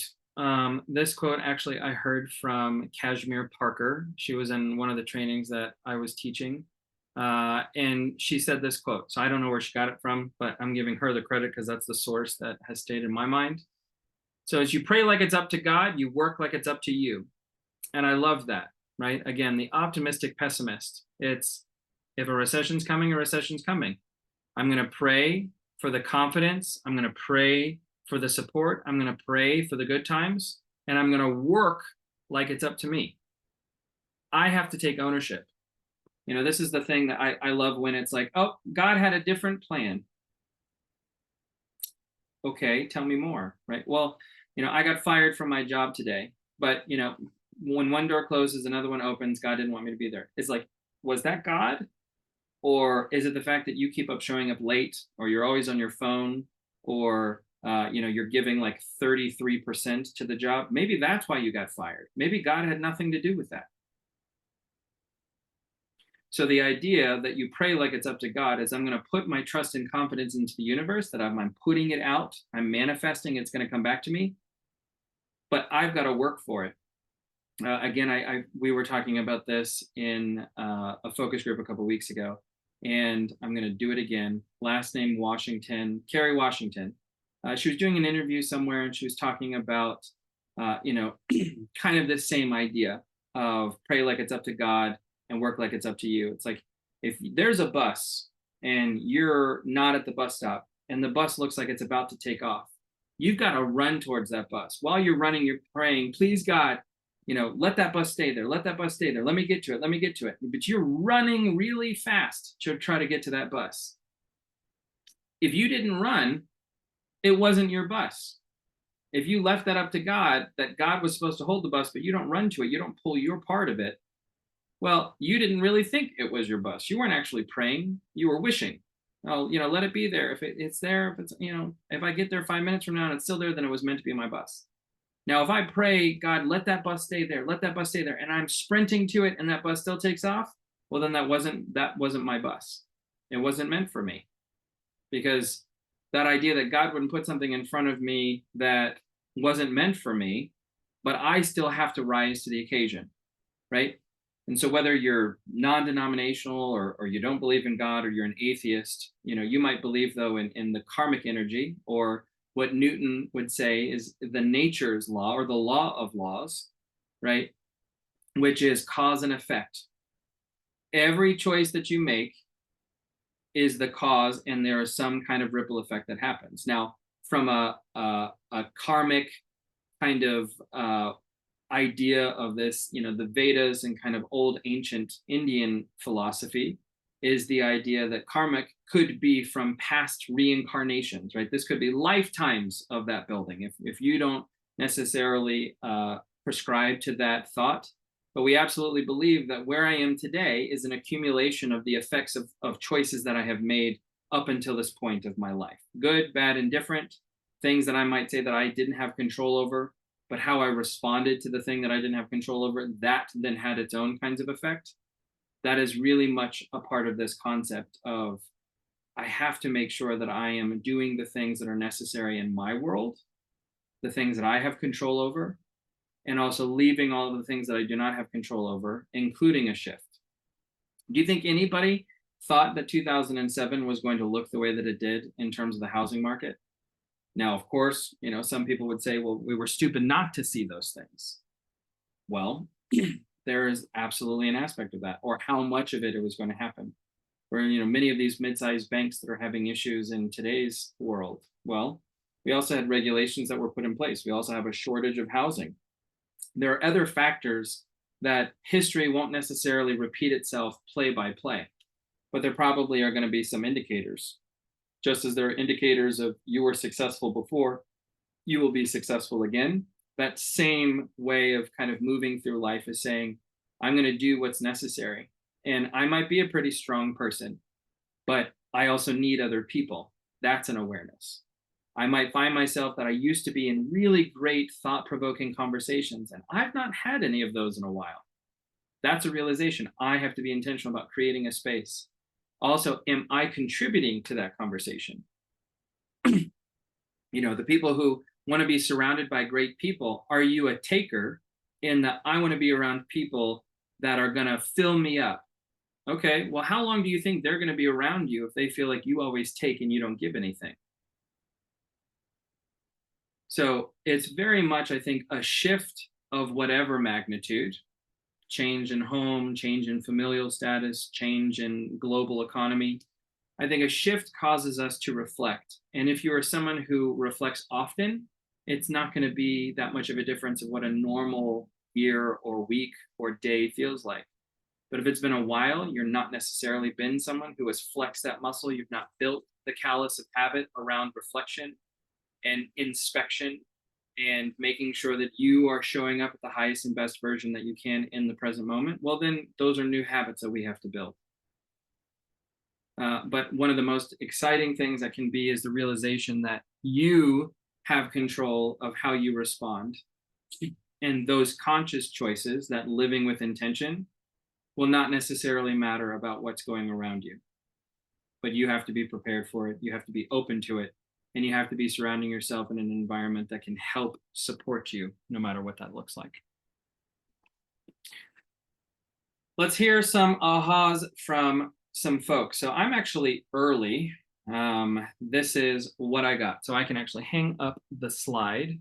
What I'd love to do is you're more than welcome to type. If you would like to talk, then just raise your hand. And what we can do is I can unmute you and you can talk that way. If you'd prefer to do that, if you would like to put in the chat, I don't mind reading it.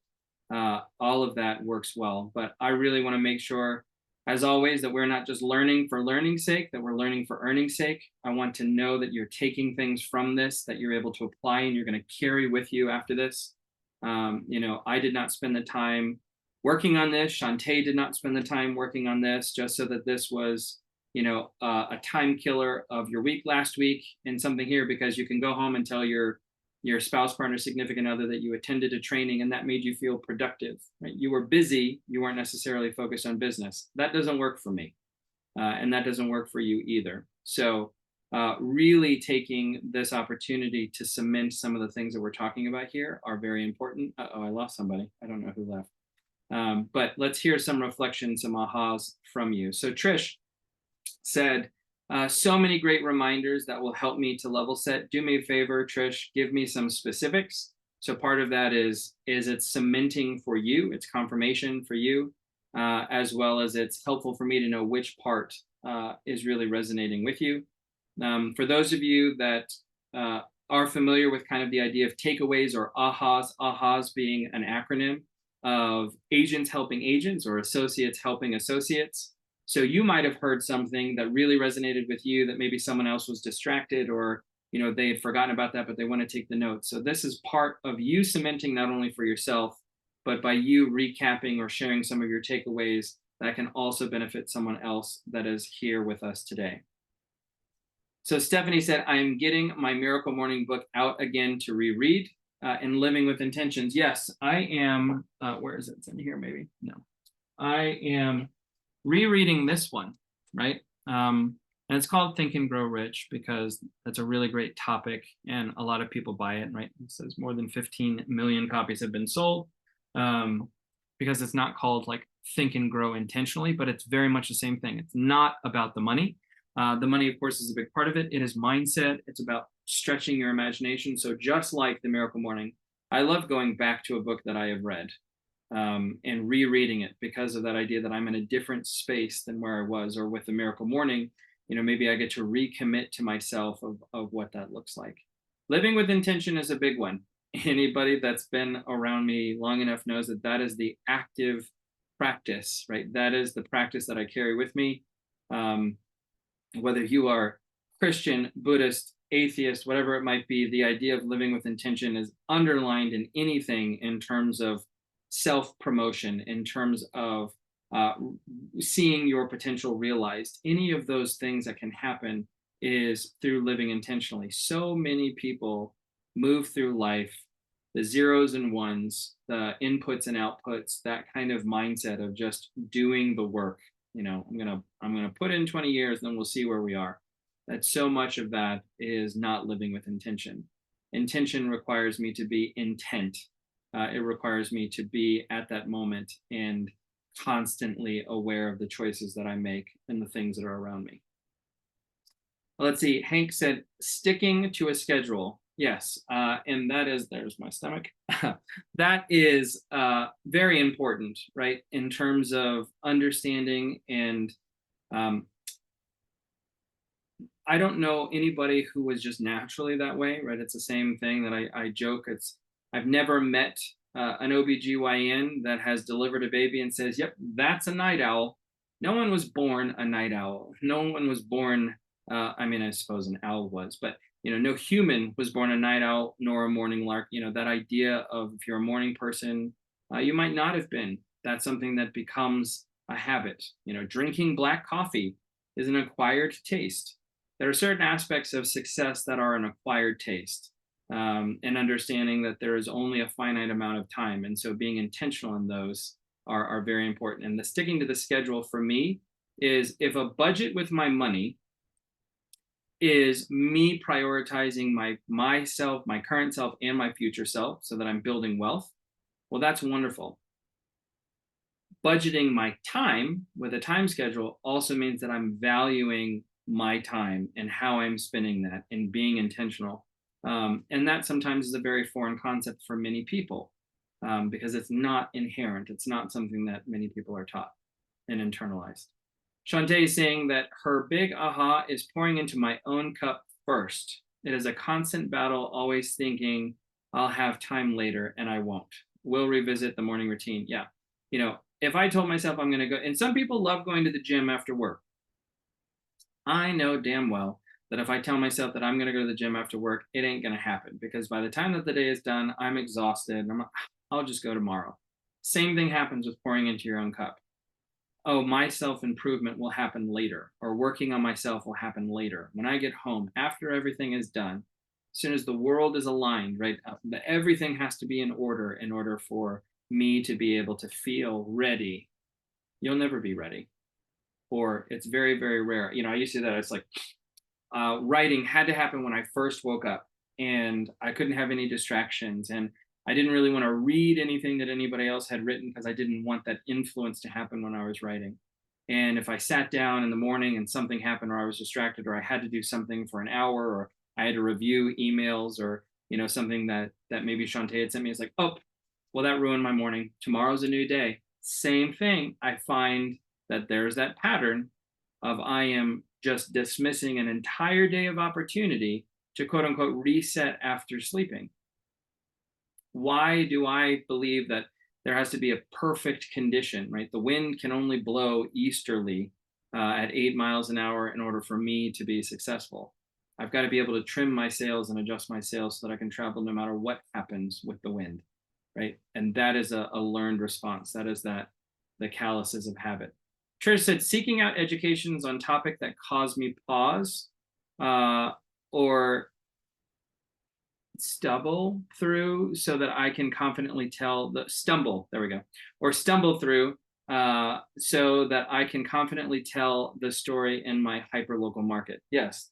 The using that little voice that tells you you can't, or you won't, or you're unworthy, or any of those things, using that voice as the flame, right? The ignition that allows you to dig into those places. Because if I can find that dark corner and I can put light into it, then I can know what is in that corner.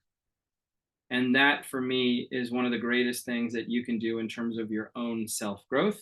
Of course, as a coach, part of my job is to help shine some light in some of those areas for you, to help you find the areas that you want to shine light to hold you accountable to the things that you say that you want, to check in and make sure that from time to time that we're still doing the things that you want. Maybe your priorities have shifted from the first time that we had conversations.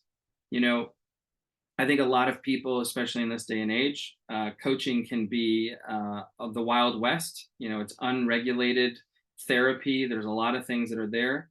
But one of the things that I can assure you is that your job is to focus on the business that you're doing, right? To be the very best at what you do, whether that's being a real estate agent or that's being a CEO or that's being a musician, whatever that might look like. It is my job to constantly read, to constantly learn, to constantly bring those things back that are going to be able to apply those things for you in your world. That's the significance of having that kind of partnership. And I'm very fortunate that I have that with some of you. I would love to have that with all of you if it's something that's in alignment. But this isn't necessarily about a pitch on coaching. This is talking about you digging in and making sure that at first you are creating that version of yourself. You're creating that life of intention in your mind. And that second, it is then created into reality. It's created into your day-to-days. And if I can help in that process, I'm more than happy to. We've got some really great things. So Shantae sent out a workbook from part one.